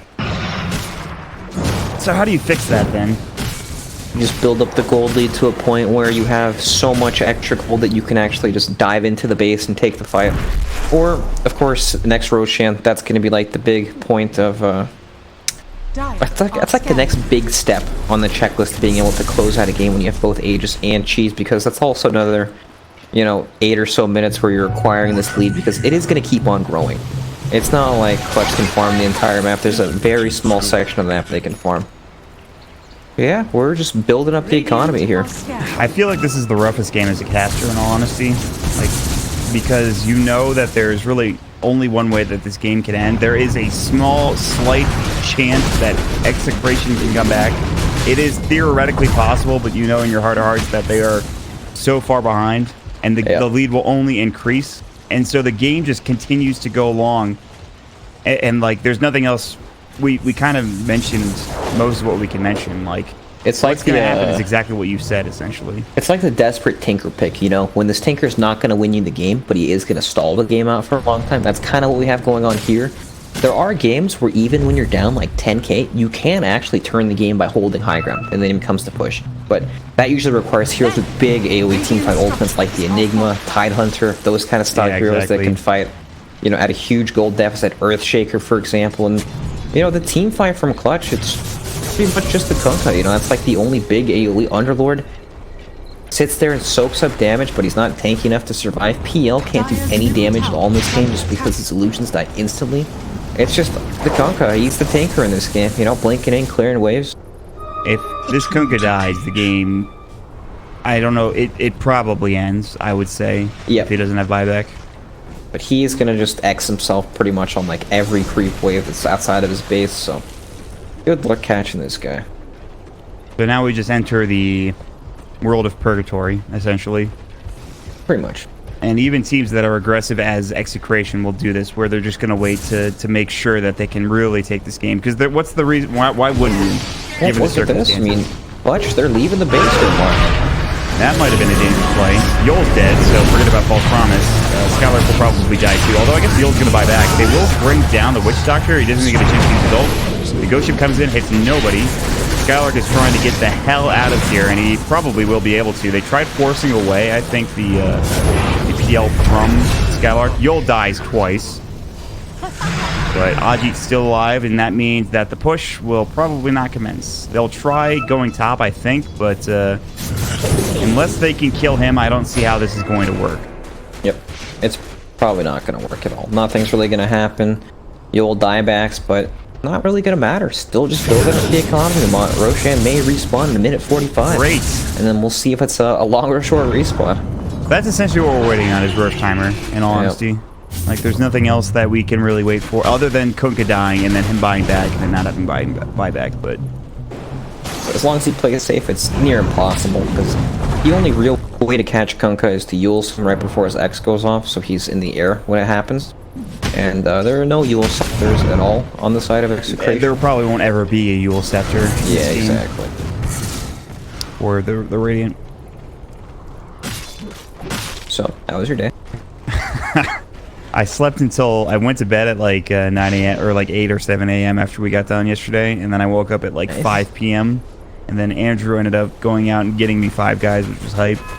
That's the life right there. That sounds great. Yeah, and then I read some manga and watched some baseball, and I'm reading this really cool manga that you don't read manga, nor do you watch anime that much, but it's a cool manga about a person that a girl in high school dies somehow, and she gets transported into another world, which is like the anime trope right now in Japan, where like there's like 100,000 animes and mangas like that.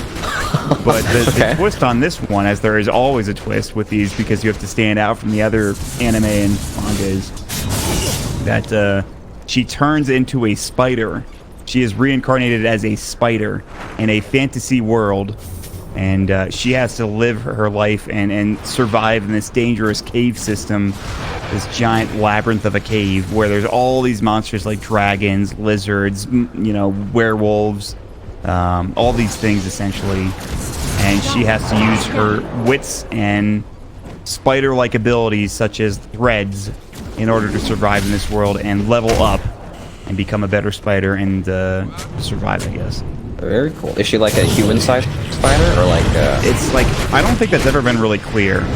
Okay. They don't really ever show a good perspective for it. As Carl is getting run down by Gabby, he pops the BKB, but he's dead actually. Is he coming? The roar does come out onto Yol. He's honestly not a hero. Like, Yol is not a hero in this game at all. He's literally a walking R button. If he doesn't get it off, it doesn't matter. They're going to try to run away. I think they can actually take this fight. They're not going to, though. They were losing the Wind Ranger and the PL. They were getting a little low. I thought they could have taken that fight. Maybe I... Safety first, Mont. You got to put the hard hat on. The thing is that, like, that's a nice kill and all, but you're still losing money. You're still losing net worth. You're not gaining anything out of that kill. You're just wasting time, essentially. It's not like you're... If they take that fight there and they kill 5 heroes, then you start taking control of the map. You get, instead of a 25k deficit, you're down to like a 15k deficit. Instead, what could have been a 27k deficit is now only a 26k deficit, but it's going to get a 27k eventually anyway, so what the fuck does it matter? It's true. It is really true. You know, you need something big to come back in a game like this. A kill or two from this position that Execration has right now is not really going to cut it. This might help, though. This is what I was looking for. Yes, you didn't win the fight, but if you can take a Roche, this is Aegis and Cheese, and then maybe you can take a fight with him. Although you do Roche so freaking slowly because it's a PL, and even though PL now can use illusions on Roche, it still sucks ass. Yeah, they do 2 damage to Roche each, basically. They can't even do this. Now the PL's arrowed. They use Moonlight Shadow. Grims is in. Aji is trying to do some complete damage. Good boulder smash on it too, but I don't think they're going to try to take this fight. And you had a 30-second window where you could take Roche. That didn't happen because you have an awful Roche team. Now what are you going to do? They do smoke. This is probably the right play. You can't really... If Roche dies here, you lose the game. Yes, you do for sure. You need to be able to find something. And Ember Spirit TP's top. Maybe this is it right here. What's the stun situation looking like? Not good. They still only have like a Kunkka, pretty much, and that's it. In the corner. And then Ube pops BKB, and now the fight is over. I feel like Boombox is already dead. Carl pops his BKBs. Aji's trying to do anything with his Ghost Ship combination. He's going to get it off, but it's only on supports. They're going to try to take the taxi home, but even if they do, that's just going to leave Roche to go to Execration. This taxi, man, this fan is reliable. This is a 5-star driver right Holy here. crap, this Beastmaster has a refresher orb. Excellent. Man. Wow, that's actually kind of surprising. I guess if you double roar somebody, they just die. Yeah, they have no Underlord ult, so now they don't have that get out of jail free card on the side of Clutch. And this is when you desperately don't want to take a fight because it could just go so wrong so quickly. But Beastmaster, double roar, yep. Moonlight Shadow coming out. Perhaps PL does have a BKB that he just bought. He's getting close to his 25. Man, he would love to have that at this point in the game. That's very important. Nando has Satanic, so even if he gets caught, he could pop that or the BKB. Ube looking for a roar. Yol has no false promise. They found Ube, actually. They're doing a lot of damage to him. He pops the refresh. BKB comes out. That was down, which is why he refreshed. They don't have mana for the roar, unfortunately, so they have to be careful. Nando is getting a little low on mana as well. He's probably going to pop Satanic here. BKB comes out first. Gabby taking a lot of damage. Good false promise. Nando's forced to run away. And now Nando getting chased down, but they do have the Moonlight Shadow. There's no detection whatsoever. Carl is going to come back in looking for Yol. Yol will probably die, but what else is new in this game? Now Grims is coming in looking for a boulder smash. He doesn't miss it. Lumic is in trouble. The Moonlight Shadow is still going because it's a broken ability. Carl is going to get X-Warranted, potentially not actually going to hit up. He's going to get caught potentially by a Shackle Shot coming through. The Roar does come in on the back lines, and now Nando's starting to hit up and do a lot of damage. There's the Daedalus hits. He actually crushes everyone. Carl does die, yes, but they've already lost 3 on the side of Clutch Gamers. They need to be careful. Gabby's going to have to get the safety. They will have the taxi service again as our game kind of becomes slideshow Dota because of the servers. That could have been a lot worse for Clutch Gamers, but they are still losing in that war. They're still, you know, not really making up any ground. Yep. You know, that fight was like best case scenario too. Beastmaster had the refresh for BKB when it was 2 seconds off cooldown, then he didn't have mana for the roar. But Daedalus on Rana, look at her just charging in about Charging in. I just so said much damage. if Daedalus procs came through, he's dead anyway. This is dieback. That's just a dieback. So Kunka's like if they win a fight here, they could just push down mid even without Roche. But oh my god, the connection is so rough. And now Yoel's dead, and here comes Ube. He's got no roar, but I don't know if they need it. Nando is getting chased down by Gabby, who is level 25. He went for the critical strike, which is great. Yeah, the illusions don't do anything anyway, so whatever.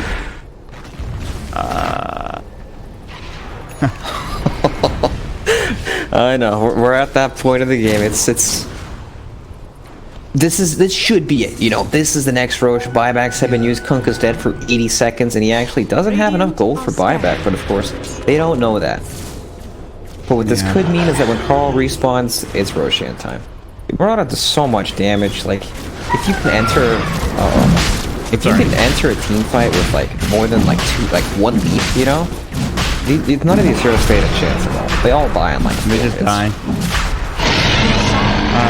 The draft did not work out for Clutch Gamers. That is at least not working out yet, and I don't know if it's ever going to work out. I mean, like Gabby does do damage. He certainly does. And if he can, like, get through a fight without getting crowd controlled or cleaved by the Ember Spirit, he would be fine, but that's just impossible. So I don't know. Okay, Taxi Service actually comes back in for Skylar to get there, so they have no fight reset this time, but pushing high ground is a nightmare. Like, look at this. Just this tanky underwood in front. Nando leaps in. He just goes in. I don't blame him, but he's just dead, actually. He does have Aegis, so that's BJB. He did pop a synthetic. Maybe he's not dead. He's doing a lot of work. He kills Boombox. The Aegis is gone. Roar comes in onto Gabby. False Promise comes out immediately thereafter, and Ube is in trouble. He does have a refresher or back in 2 seconds. Ube will survive somehow. They're going to refresh Roar, but they're diving tier 4s right now. Kunka is back up. And Nando is doing a lot of damage, but it is against Skylar, who's very tanky. Can't quite get the kill. Here comes the Ghost Ship. All right, this was a mistake. Is this the throw? This was a mega throw. If they lose a lot here, it's a real bad throw, but they only lose the Mirana, so it's not that bad. Like, okay, Lumic dies too, but whatever. If Carl died there, that would have been a huge throw. They're chasing. They are looking for Grims. He found an Invis rune. He's fine. They have no... Detection has not been the Clutch Gamers' bread and butter. Let me tell you, Brax, it's certainly not been their best. It's so hard to play against Mirana at this stage of the game because who can actually hold detection that gets in the fight? Like, if Oracle shows his face, he dies in 2 auto attacks from Mirana. Same thing with the Wind Ranger. It's like you need like a gem on Underlord and then just hope that he doesn't die. By the way, that was Mirana's first death. I didn't see how much I didn't get the 1100 for Skylark. Probably not the hero you wanted that money to go to, but at least it's going to get him a hex pretty soon. Yeah, I mean, the heroes on the side of Clutch have room to grow. Like, they want a team fight down 30,000 gold. Well, I say one. There were buybacks used, but you know, they were able to defend. They survived the team fight down 30k gold, more like yes, they survived. That's very funny. If they somehow miraculously force out buybacks and then win another fight, I will fucking lose my mind. I swear to God, I will unretire. Well, maybe not. The Daedalus cleaves. I mean, like one crit's like half these heroes' HP. You know, they don't have a large. He needs a Rapier or another Daedalus. He's going another Daedalus. If he gets to that point, you can actually one-shot the heroes. Yeah, absolutely. They don't have like any. They have no way of dealing with it. Here comes the taxi service. Bye. I wish they could have gotten more there, but that's still pretty good. They got a tier 2. They almost got a tier 3. Yes, they lost a tier 3 of their own down bottom, but whatever. So Earth Spirit can kick out the Underlord if he's fast enough and his blink's not canceled. You can actually kick out the Underlord so he, you know, misses his passengers. Yeah. It's extremely hard to do because you're going to be like the focus of the fight, you know, when you're coming back and forth, especially when you're probably starting the fights to begin with. But it is possible. They do have one tool against it. You also need to know the timing for it too, which changes based on what level it is. 4 seconds at this point. You're going to have to learn to count to 4. All right, you know what? I make it sound simple, but it's not. You know, Kunka, you've also got to count. You just like shit on me. I don't know if that was intentional, but man, you made me feel real bad about myself real quick. Well, you shouldn't feel bad about yourself. I'm just saying, that's what the mechanic is. You know, I have trouble with math. Counting. You know what Dota is like. Everyone's got trouble with math. It's hard. Have you seen how many people miss Kunka combos? Everyone. Well, a lot of people, not everybody. A lot of people, yeah. You know, Lena stuns after the Yules, it's hard to count. Before when X marks you couldn't use it, God. Yeah, that was not easy. Yeah. Oh, that's why I bought Lincoln Spear, Brad. That right there is why you bought Lincoln Spear. That was it right there.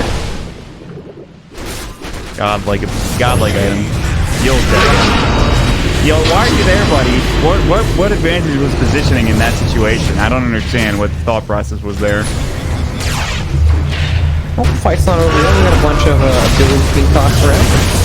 Gabby's still the same. Alright, he is taking a lot of death damage. Magnetize is also going to some serious work. This might be the end of the game. It's the Magnetize and the Ag's death. Yeah, exactly. Kunkka survives. PL has buyback. He will almost certainly use it. I think they still lose a set of racks anyway. At least. Actually, it's so hard on buildings. Oh my god. Yeah. Watch this thing die. The arrow combo. Gabby bought back. Good game. GG. This game took 30 minutes longer than it should have, Rex. It should have, but you know, that's what happens when the games are tense. When they're back and forth, action-packed, and one team just can't push.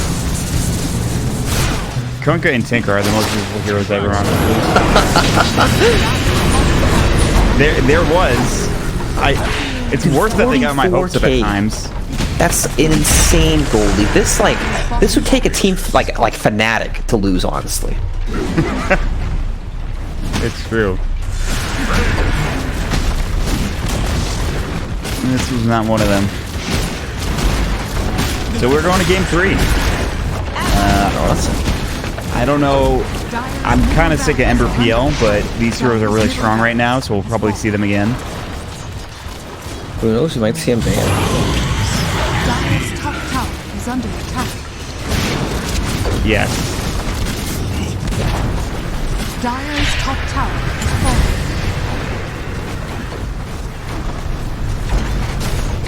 Dire's top barracks has fallen.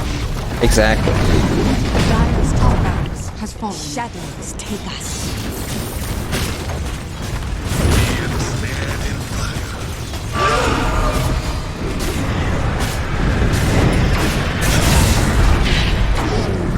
If the Earth Spirit's not needed, doesn't that just mean that Mirana is too strong in that lane or something, or that you just need a banner or something? I don't know. Like, she seemed really good. I know like Mirana is hit or miss a lot right now, but I still think this hero is super strong, and you might want to consider banning it in the first phase.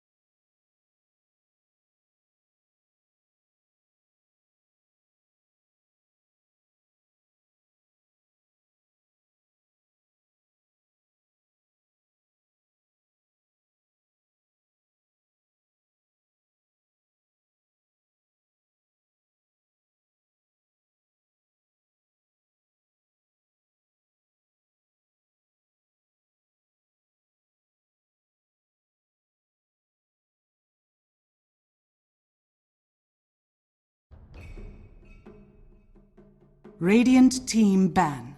Yeah, I don't know what it Get out of was. this one.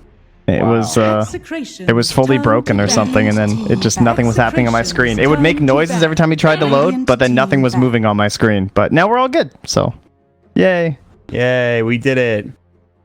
All right. Well, teams cruising through these early bans. Willow and Warlock banned out by Execration, and Naga Beastmaster alongside the Mirana. Thank God. Beastmaster, Mirana band, Clutch Gamers. Mirana. What's wrong?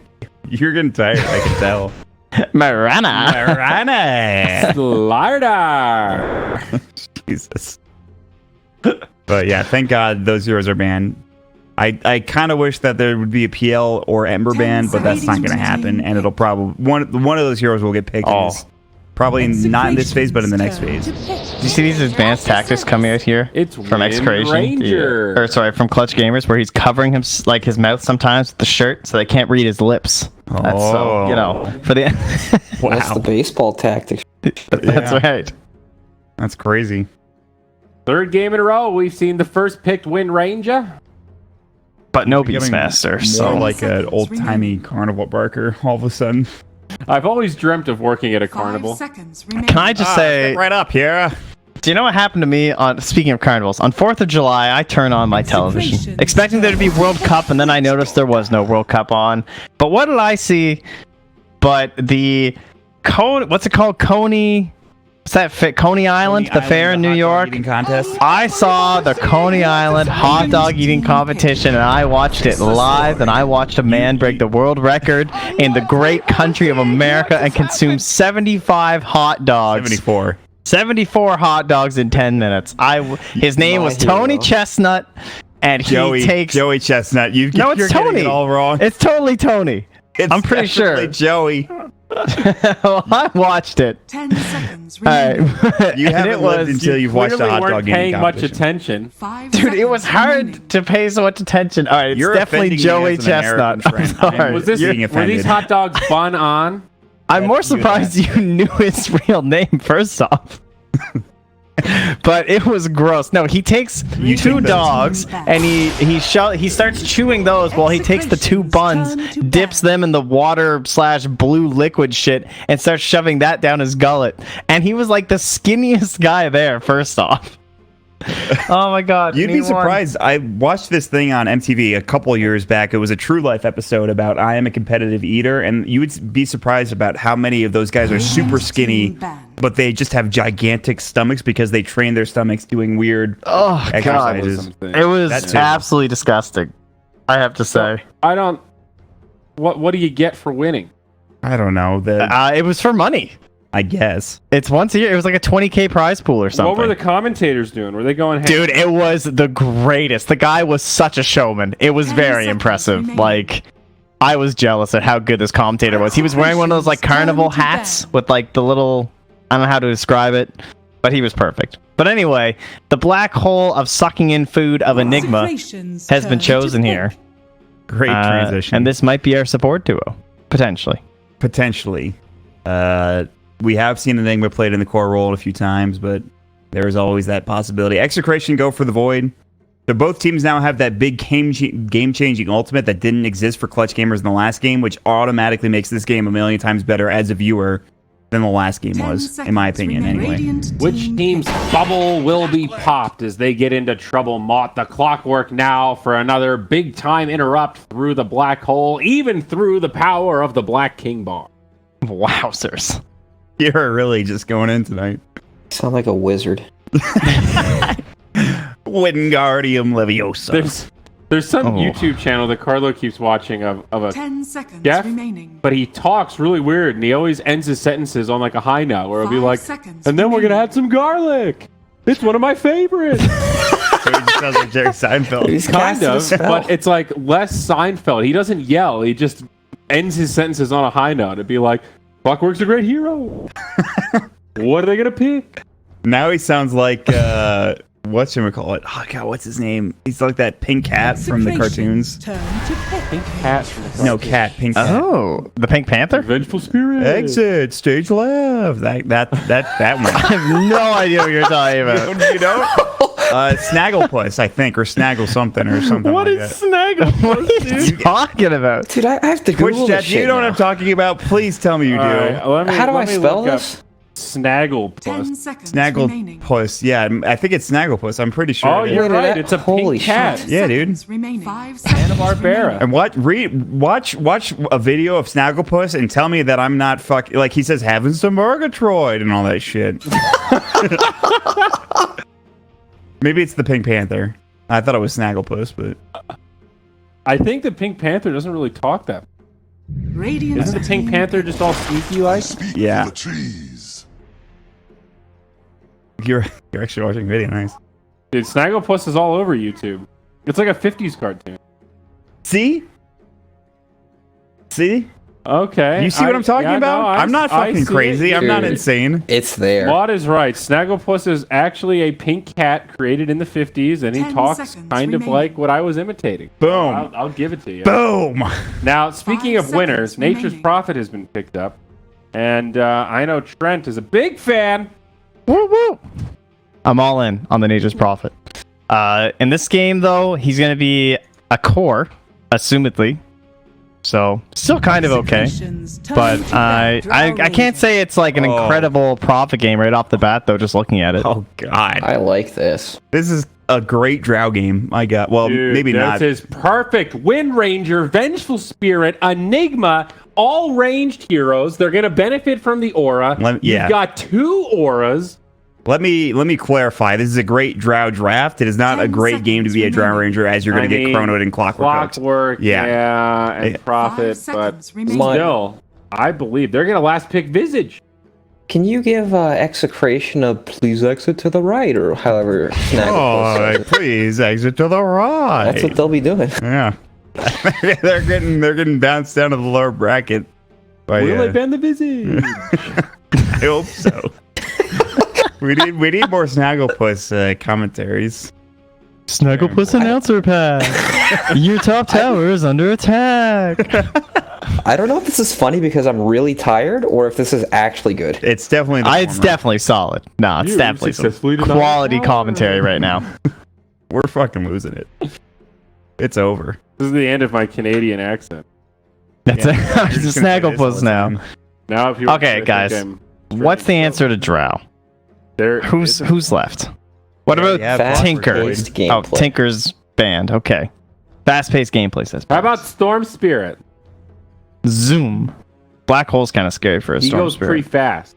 He does go really fast, but he likes items. Radiant team ban. It's TA true. also goes pretty fast. Oh, can they get didn't away ban with the a Visage. relatively greedy mid pick, though, I think, right? She fits the tempo of a Drow strat. Wait, Maybe, they didn't ban the. This is. Uh-oh, what's going on here? They've I don't know. I would ban Visage for sure. Pick Visage, please. Please pick Visage. Oh, that's even worse. boy. That's even worse.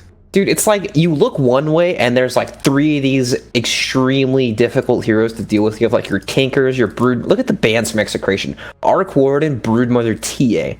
Like these 5, like just overall last pick heroes. All They right. still have, like Huskar, Visage. They can't get them all. Okay, 10 actually, seconds remaining. the pick here, guys.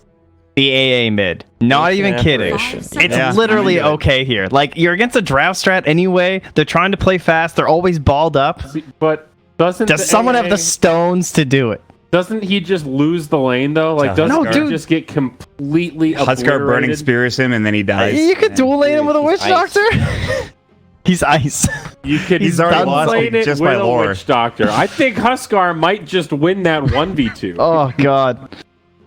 I'm pretty sure Execration have lost this game potentially. No, This it's is- fine. This is Lena, right? Lena against the Huskar. That's been Lena's the good. the Lena's a go-to. great pick. Sniper. What? What's this man do? He's crazy. Well, Carl's feeling confident.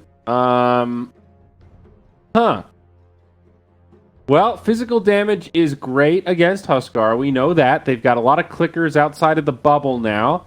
I don't know. It feels like a lot of pressure on Nando to get some big chronos, and I think Clutch are going to be able to play at a tempo that might outpace that cooldown. Mm. I see. Quite. This looks very rough. Snagglepuss. What? All right. I'm gonna believe in the high ground defense of the sniper and the 6.87 or whatever. What was it? 6.86? Whatever it was. You were right. Okay. I'm going back to the ho ho ha ha. Do you guys believe in ho ho ha ha, or do you believe in Drow? I believe in Drow. It certainly looks very good. I think if I was forced to choose who would win, I'd probably pick CG. I don't know if I've ever actually seen a 5 range Drought lineup and still feel like okay about having a frontliner with the Huskar who almost plays like a melee hero. It's a pretty synergistic draft in that regard. I think one way or the other, this game will be over at 20 minutes. I don't think the game will end by 20 minutes, but I think it will be over at 20 minutes. That's prediction. A fair shout. Dude, Witch Doctor looks like a garden gnome. I know, it's so good. What is this? It's his cave set, dude. It's his set for the TI. It's his cave gnome set. He looks like a wizard, too. Look, it's like he a picked wizard up a mushroom, he put it on a stick. Dude, this is what my grandpa would look like if he dressed up as like a wizard for Halloween. Head of Morbific Provision. That's what the set is called, Morbific Provision. The pipe is pretty It's from the cache. To battle. There's some cool Nice. items in this game. This Void has no items. Nando. What? Oh, wait, no, he's got the arms. All right, have fun. Oh, wait. Still bad, though. Man, there's so many good Void items, too. He doesn't even have the taunt. Unbelievable. Now, how about this Drow Ranger? That's the real test. Oh, good. He has the Battle Fury cleave damage.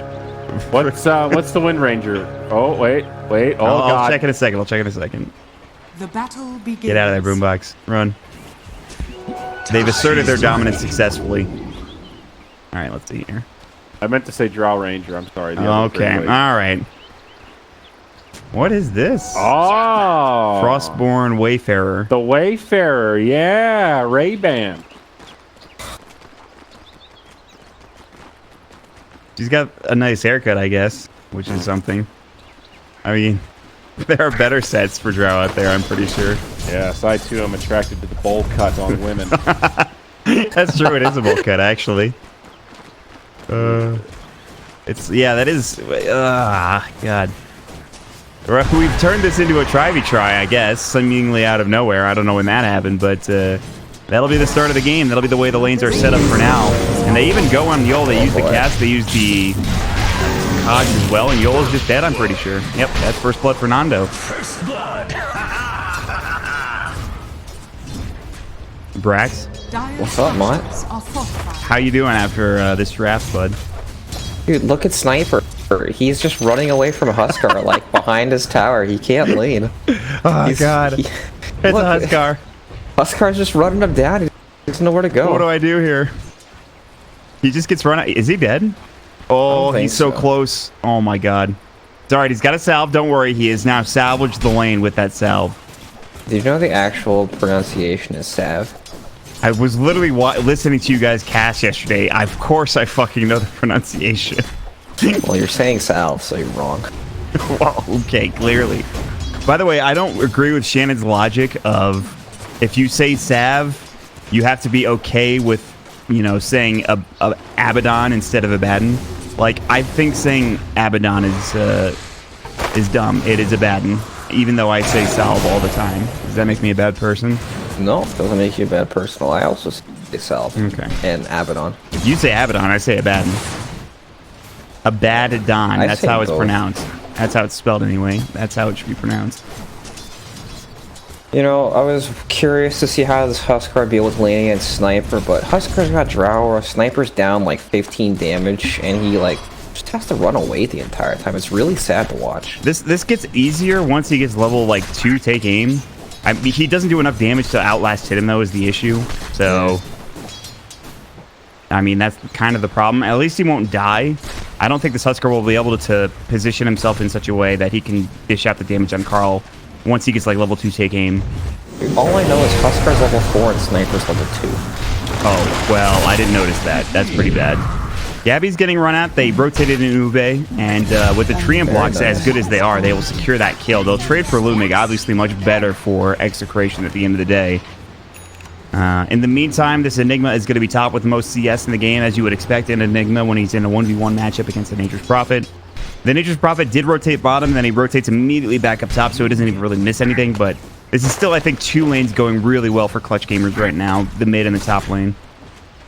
Yep, pretty curious. Huskar did not go for 1 point inner vitality. Usually you see 1 point and it heals you for a ridiculous amount. Yeah. It heals you for like 500 health or something stupid. Why did they get the Berserker's Blood? Like, he's not using Shrapnel. Yeah, the scaling is also not great on this spell. Maybe he's a new Huskar player. Are scanning. Yeah, maybe.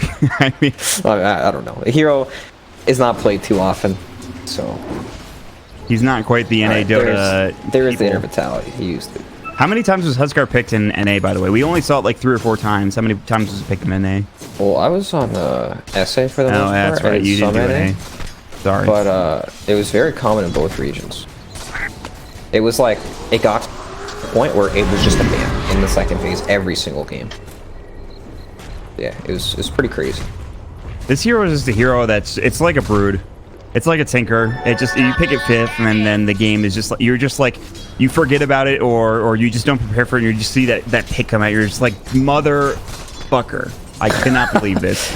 You know, it's crazy because the hero used to be all about like mitigating magic damage, right? Like you couldn't die to spells. Now it's just that it's about the healing. Yeah. You know, like you have ways to remove Spirit Vessel on the hero. People are buying BKB, so it doesn't matter as much. And with the stat changes, he heals so much. What just happened? I wasn't watching it, I'm sorry. Double damage. They're gonna just kill people. Grims is gonna come in and auto attack once and then die, so his double damage isn't gonna matter. Gabby just hit him. Okay, well it took a little bit longer than I thought it was going to. Nado did also bring down Boombox. This Drow keeps dying, although she actually is top CS in the game somehow. That's pretty crazy. How is a Drow Ranger top CS? What is happening? Dude, this lane, even though Execration are killing clutch, it's still Drow's just farming. Like the Void takes so much damage every time he comes up for a last hit. Venge is just like terroring the wave. Wind Ranger's just sitting there right clicking. It's a nightmare. So wait, and then now you have Venge going into. I feel like Drow used to be one of the, well now Carl's dead, by the way. Super dead. He is mega dead. Good thing he didn't use the fairy fire at least, so there's that. Jackal shot into Nando, power shot to come through. They have the frost arrows as well. Time Walk is down, but they don't have enough damage. They have buffed Drow's base damage considerably over the past few patches, and now it looks like she's level 3. This is before Marksman. She doesn't have a Gloves of Haste, and she has like one of the worst animations, but it seems like they've either improved it or the damage is enough that it's fine. I don't know, it just feels like her animation is faster right now for some reason. It's definitely, well, once you pick up attack speed, it looks a lot better. It's also a combination of having triple ranged against 2 melee in range, right? Like, the strength of Execration's lane is all-in killing, with the Clockwork getting behind them, but that's not easy at all. Like, look at the silence on the Void. He could just very well die here. He is going to survive. Power shot doesn't do enough even at the level 2. He was tankier than I thought he was going to be honest, but I mean, this is level 3 Drow Ranger. This is before she is Marksman. Once she gets 6, they can't really lane against her, I don't think, if they keep the lanes the way that they are right now, in my opinion. Yep, and then Void, what do you do, right? They either have to kill this Drow with Chrono, or he has to go somewhere else. And then he's gonna lane against like a level 8 Enigma. Oh my god, they swapped the lanes. They sent the sniper top. Yeah, dude, look at Skylark just camping. Oh, they found him. Yeah, the jig is up, Skylark. It was a good attempt. Yeah, I think he was trying to set up for a hole with like Eidolons or something like that, but... Yep, trying to go for the solo. He has a medallion, so the Eidolons do a ton of damage. Yeah, they'll crush him. But it's smart to send the sniper up here because it's kind of tricky for the Enigma to get close enough to him to be effective, I guess. Clockwork ramping behind bottom, but... They saw him. They're pinging like crazy. They know what's going on. Magic Missile, Wave of Terror, Grimm's has to run, Yule's level 4, Grimm's is level 3, Shackle Shot will latch, Power Shot to come out. They have another stun in 2, so he should be dead, unless he jukes like a god. That was not the play. He ate tree. I think the one play that he had was to go around the tree like this, like maybe wrap around this way. Instead he ate the tree, and that just killed him, so. Yeah, rough stuff. And you know, the sad part is they switch lanes, but Furion can't even lane the Huskar to begin with. Like, he has 15 last hits. He can't touch creeps at all. He's Life 3 is levels actually down. miserable for Execration right now. They have a 3k deficit already. With these super strong laning heroes being so dominant, like, Huskar has so much more value as a hero now, you know? It's really not about the magic damage counter, you know? He just destroys lanes so hard. He gets to this point where he's super tanky and he has a ton of health regen from the inner vitality. You just can't keep the guy. Yeah, they're not going to be able to take this guy down anytime soon. Maybe with a Chronosphere, it's a possibility, but he's level 8. He's going to have an armlet very early on into this game. I mean... Well, look at this. This is some cheeky shenanigans. Yeah, this is cool. He's scared him with Lucian, and then he just jumps. Oh my god. That's actually genius. Unfortunately, it doesn't get the kill because Uwe has teleport, but he'll probably... That was a really cool play, though. It was really smart. Yeah, for sure. Ask onto Gabby. They hit the Maledict. It looked like it was close. Nando came in, hit him once, and then stopped. Power Shot does come through, but Gabby doesn't want to stay in. I think that's probably smart. It's a little dangerous. Had he stayed, he probably kills Nando, but he might have died himself. Meanwhile, Yol in the top lane was looking for Uwe. In fact, both of them are super low. They won't die. Oh, did they chase him? I didn't think they were going to chase him down. How did they get chased? He was waiting in the trees, and his time off was 1 second off cooldown, and he just got caught. And he was the top net worth, and he still is the top net worth hero for his team, so him dying is kind of a bad sign. He's like tied with Drow, which is fine, but Huskar continues to get out of control. Like, he's going to have probably an 11-minute armlet. Good God, it's a 4,000 gold at 9.5 minutes just from the lane phase. No towers being taken. Drow hits level 6. Nobody can lane bottom anymore. Faceless Void just hit 5. Where does this man go? He can't chrono anyone. He's running mid lane to try to get some experience, but that's going to be up against the Huskar, who's about to hit level 10. That doesn't sound very good. Huskar should just run mid right now and just slap this Void, in all honesty. As soon as he sees Void, he's probably going to, bring out... He really wants to farm these mud golems for some reason. I don't know why. Dude, like, he just gave Nando, like, a full wave of experience, but he could have just been slapping him with auto attacks. And now the Void goes to get a double damage instead. Nando actually would not be able to last it against Huskar at all. But, yeah, just trying to get the armlet. He's super close. When that comes out, he's really difficult to take down. But are they going to hold? They don't even need to hold. Oh my god, those Eidolons destroy. Skylark is low. They might hold here. Lumic's going to die. They'll trade. Skylark's still holding onto the black hole. He finally goes for it. The gun's in further to the black hole. He misses the cog pushback. The swap comes in, and Griffin's going to get chased down by frost arrows. They're going to kill everybody. A triple kill for Yol. That is a vengeful spirit support getting a triple kill, who's up to a mega kill spree at this point in the game at 10 minutes in. Both supports have more net worth than this sniper. Radiant's bottom tower is under attack. I think this game's over, Brax. I think so too. Like, this is the biggest beatdown I've seen in a while. We've seen a lot of beatdowns this tournament. Our first game of the day was a huge beatdown. Our first game of the series was a gigantic beatdown. This is going to be the biggest out of all of them. This is like, Huskar's not even like the issue yet, you know? It's like this Enigma kills anyone in front of him. The push still keeps going. Drow Ranger has 3 more levels than the Faithless Void who have to Lancer. Okay, what is Chrono? They can do things, but Venge is also 6, so they have the swap against it. They have swap, yeah. Alright, they get the ward. Nice. Meanwhile, Huskar is just going to put... If they take a fight, Huskar just takes his bottom tower. He probably does anyway. I think, he probably just takes it regardless, right? With Armlet, he's got 2,000 health. As long as he gets the heal off, I don't see him dying. Maybe they can 5-man gank this hero and hope for the best. I don't sound level sad, 5. If he walks up, he'll take 2 or 3 spears and then he'll die. I don't care how tanky Clockwork is. It's actually true. He can't do anything at the moment. It's looking that has like a useful team fighting spell in the Crow. They're just lacking damage too, you know? Phase boots to Nature's Prophet's name. Sniper doesn't have his phase boots yet. He's not going to get involved in any of these fights yet either. I mean, I think this is throwable. I will say, I think this is throwable. This is definitely not unthrowable. It is Sniper. Holding high ground. He might need a long time though. Yeah. Boombox is gonna get sprouted. He could power shot his way out. He's not doing so for some reason. I'm not sure why. It was on cooldown. Was it? Yep, for like 2 seconds, and now he's dead. Well, that's unfortunate. Meanwhile, your tier 2 tower is gone bottom. So, what was the trade-off really worth it? No, I don't think so. Nando, I want you to go for this. I know you're not going to kill him, but it would just be funny for me to see you go for this He's kill. thinking about it. If he doesn't have armlet on, maybe he can kill him. Probably not. Maybe. Well, I think Void can do probably a grand total of 300 max at his Huskar with the Chrono here. Alright, yeah, I was overestimating the amount of damage Void could do then. Yeah, he's got no damage items, level 2 bash. He's almost up to Mask Madness. That is true. That increases his damage like 200 or something. Yeah. All right. So, all right. Huskar's picking out the Roshan just like that. Alrighty. They have the negative armor from Medallion. They've got the Terror too. Drow, Huskar. It's like, oh my god. It's already dead. It's just dead.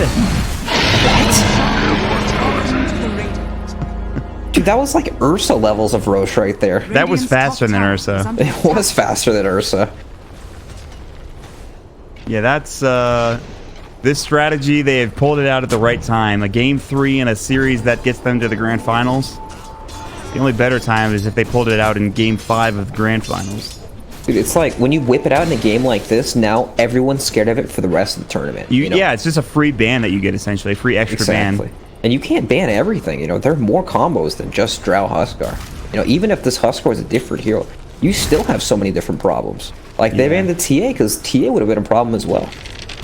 You know, it's a whole big nightmare with way too many options that they have to play against. Tower is under attack. They need like a 5-man chrono, but they're only going to be able to kill one person in that chronosphere. It's not like you get a 5-man black hole and you drop all this stuff on top of it. That's not going to happen, you know? Yep, he's not even building for the black hole, you know? He's just building to front line and tank it up. That's perfect. That's all he needs to do. Yep, I agree. They'll get all the outer towers here with this Roche. They'll probably wait for the next stages to try and consider pushing high ground, which is weird to say at 14 minutes into the game, but it is accurate. And Nando, I mean, he could try to find a kill with Chrono. Double damage. But if he does, is it really worth it? Because then maybe they just try to push more. If he a used Chrono might actually be like, go for high ground. Yeah, exactly. You know, just push. Hook shot, they found Skylark. He does have hole, but he's dead. Nice kill. And they'll trade, though, 1-for-1. Lumic getting dropped down by Boombox. Ajit coming in, run. Get out. Run away. And at least Huskar's slow. Yeah, he's not moving the quickest. Ube's gonna get swaps at some point. Ajit jumping onto a creep so he can get closer to getting the kill, and he actually did get the kill, which was nice. So, yeah, Skylark died, but whatever, no big deal. Yep, Huskar's Aegis and Heaven's Halberd. He is good to go. Man, like, if they halberd this sniper, really just anybody, the fight just ends. They won't do enough damage. 2700 HP with the armlet on, and the Aegis and Halberd. And he also has Venge Swap to swap him out of a dangerous situation too. So they do have a counterplay for the Chrono. This is like the worst possible item for Void to play into. When the game is so fast-paced, you don't have time to farm. By the time you when you come to team fights so early as Void, there's no damage in Chrono. You know, you can only hit a guy a couple times because you're not gonna have BKB. You're not gonna have the tools to actually make use of the Chrono. It's rough. Like the tower. Look at this tower dies so fast. Well, the creeps are dead. Siege creep, Eidolons, and Gabby. That was it. That was before the Venge even got there. The Huskar even got there. If they go one more time with Eidolons, they just this building's dead. It's probably dead already. They have Glyph at least, but this shrapnel is not doing nearly enough right now. It needs to do way more. Execration have to fight, right? They need to find some angle to jump, to use the Chrono, use the hook shot, make the fight real chaotic, perhaps get them to group up, but Buckler's already dead, actually. He's just dying to focus fire. Boombox gets a kill on Grims, which I did not expect. I was not looking for it. In the meantime, this Nature's Prophet is doing what he can by trying to push. They're going to take the tier 3 bottom as they get the melee racks mid. Age is still up for another minute 19. They want to use it as best as possible. I do not blame them. They will have to TP home. This is a siege wave. Ube is taking the tier 3. They might just let this go. They just don't care. They're hitting the base. They're going for it. I don't know if this is a mistake. I get where they're coming from, but Radiant's top tower has fallen. Radiant's like, okay, as long as they don't lose racks, I think it's fine. Yep. Ajit's going to lose Aegis. Was it worth it, Mr. Clockwork? Definitely. Yeah, it wasn't. Dire's middle barracks are well, they will hold off for now. They will lose their tier 3 tower, which they are not crying over.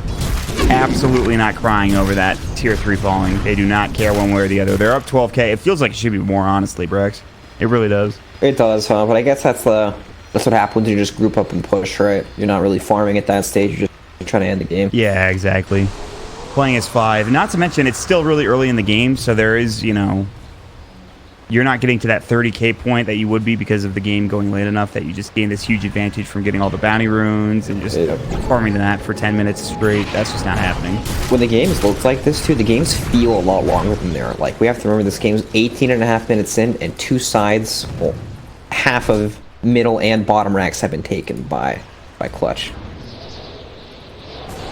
Boombox is like solo killing the sniper right now. Oh my god. You might pay for it, though. Yeah, he's dead. Rip.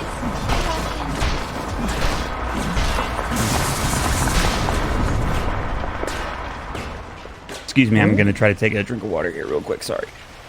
That was a 600 gold swing for killing a support Wind Ranger. And now they've got the momentum on. They're pushing. This is intense. They're bringing down this tier 1 tower, but at the same time, Clutch are just running into them. You shouldn't, I mean, they should be afraid. They absolutely are not. There's no reason not to. Who cares if they don't have the Wind Ranger? Here comes Ajit. He's just going to kill Nando. He does have his time walk up. He just got it in time, but he's still going to burn a little bit and take some extra damage. Did you see how much damage Ajit did to Nando, though? Like, that was like 2 hits. Yeah. Like, he pops the Solar Crest on him, and he hits him twice, and then Nando's like half HP, and he's just like, great. Fun. Pretty crazy. Stacking up the evasion against this lineup too. Solar Crest and the Halberd. Oh, Boombox. Nice shackles.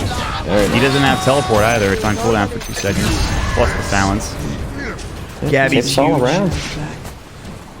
Yeah, I mean, this is a pretty disheartening way to lose for Execration, in all honesty, just getting Drought. You know, you expect it to happen occasionally, but you're never really ready for it when it does, you know? It's just so hard to prepare for because there's so many different combinations with the Drought. Like, Visage would have also been disastrous. Yeah, exactly. Like, honestly, it's a mistake even earlier in the draft, like picking up the Faceless Void so early against the Enigma, like as a potential counter, but Enigma has this, you know, flexible playstyle. You can play it all in and just deathball push like this as well. You don't have to sit there and play the late game that Faceless Void wants to play. You can just end the game before he's even useful. But he does have BKB, so it's pretty useful. Yeah, he is, if he wants to go for something, he can. They have Skylark with the... I mean, we have seen at least one hole this game, which is nice. Carl does have Shadow Blade. Here comes the Chronosphere. Oh, no, they wanted something else. They were not looking for him. They even swapped him out. He's taking little to no damage. They do get the Venge, which is nice, and they kind of hold on to their buildings, but they're just going to keep going. With Chrono down, there's no threat. They still have hold. There's no threat of Chronosphere because it's down. They're going to find the kill on Lumik. Drow is just plinking away. Ajit going to work in buildings. Yeah, without Chrono, there's absolutely nothing they can do to even combat them. I think the swap is a bit premature, but it doesn't really matter. Yeah, he didn't even need to swap him, I don't think. Yeah, I think he kind of actually tanked the entire thing, but it doesn't matter. This is going to be mega creeps. There's no way to stop this Huskar without Chronosphere, and even if they did, they might need 2 Chronospheres, honestly. It's that difficult. This game's over. If they're about to call GG, I'm almost certain of it. They could back up for Clutch Gamers if they wanted to. I don't think they need to. They have such a lead at this point. They're in. Yeah, they're 4 time. This should do it. There's literally no way to fight without Chronosphere up. They can't split push. It's already too late for that. They will glyph one last time and maybe make one last desperate attempt at this game. But it's going to be difficult. Skylark can finish this off with a bang with this nice black hole if he's looking for it. Yurion TP's in immediately, gets silenced, has to TP out. They get the shackle onto Nando. He's going to get jumped on and killed by Ajit rather easily. No buyback available. GG is called. Black hole comes out just to celebrate onto the Witch Doctor. Ube is outside the range. Not that it matters. He dies anyways through the Venge and the Huskar. That was, like I said before, we've had 3 games today that have been complete and utter stomps, and this might have been the biggest one of the bunch, Brax. My god, yeah. And, you know, it's one thing to have a gigantic lead, but when you have a gigantic lead that utilizes the gold so well, like, this is a 15-minute, 20-minute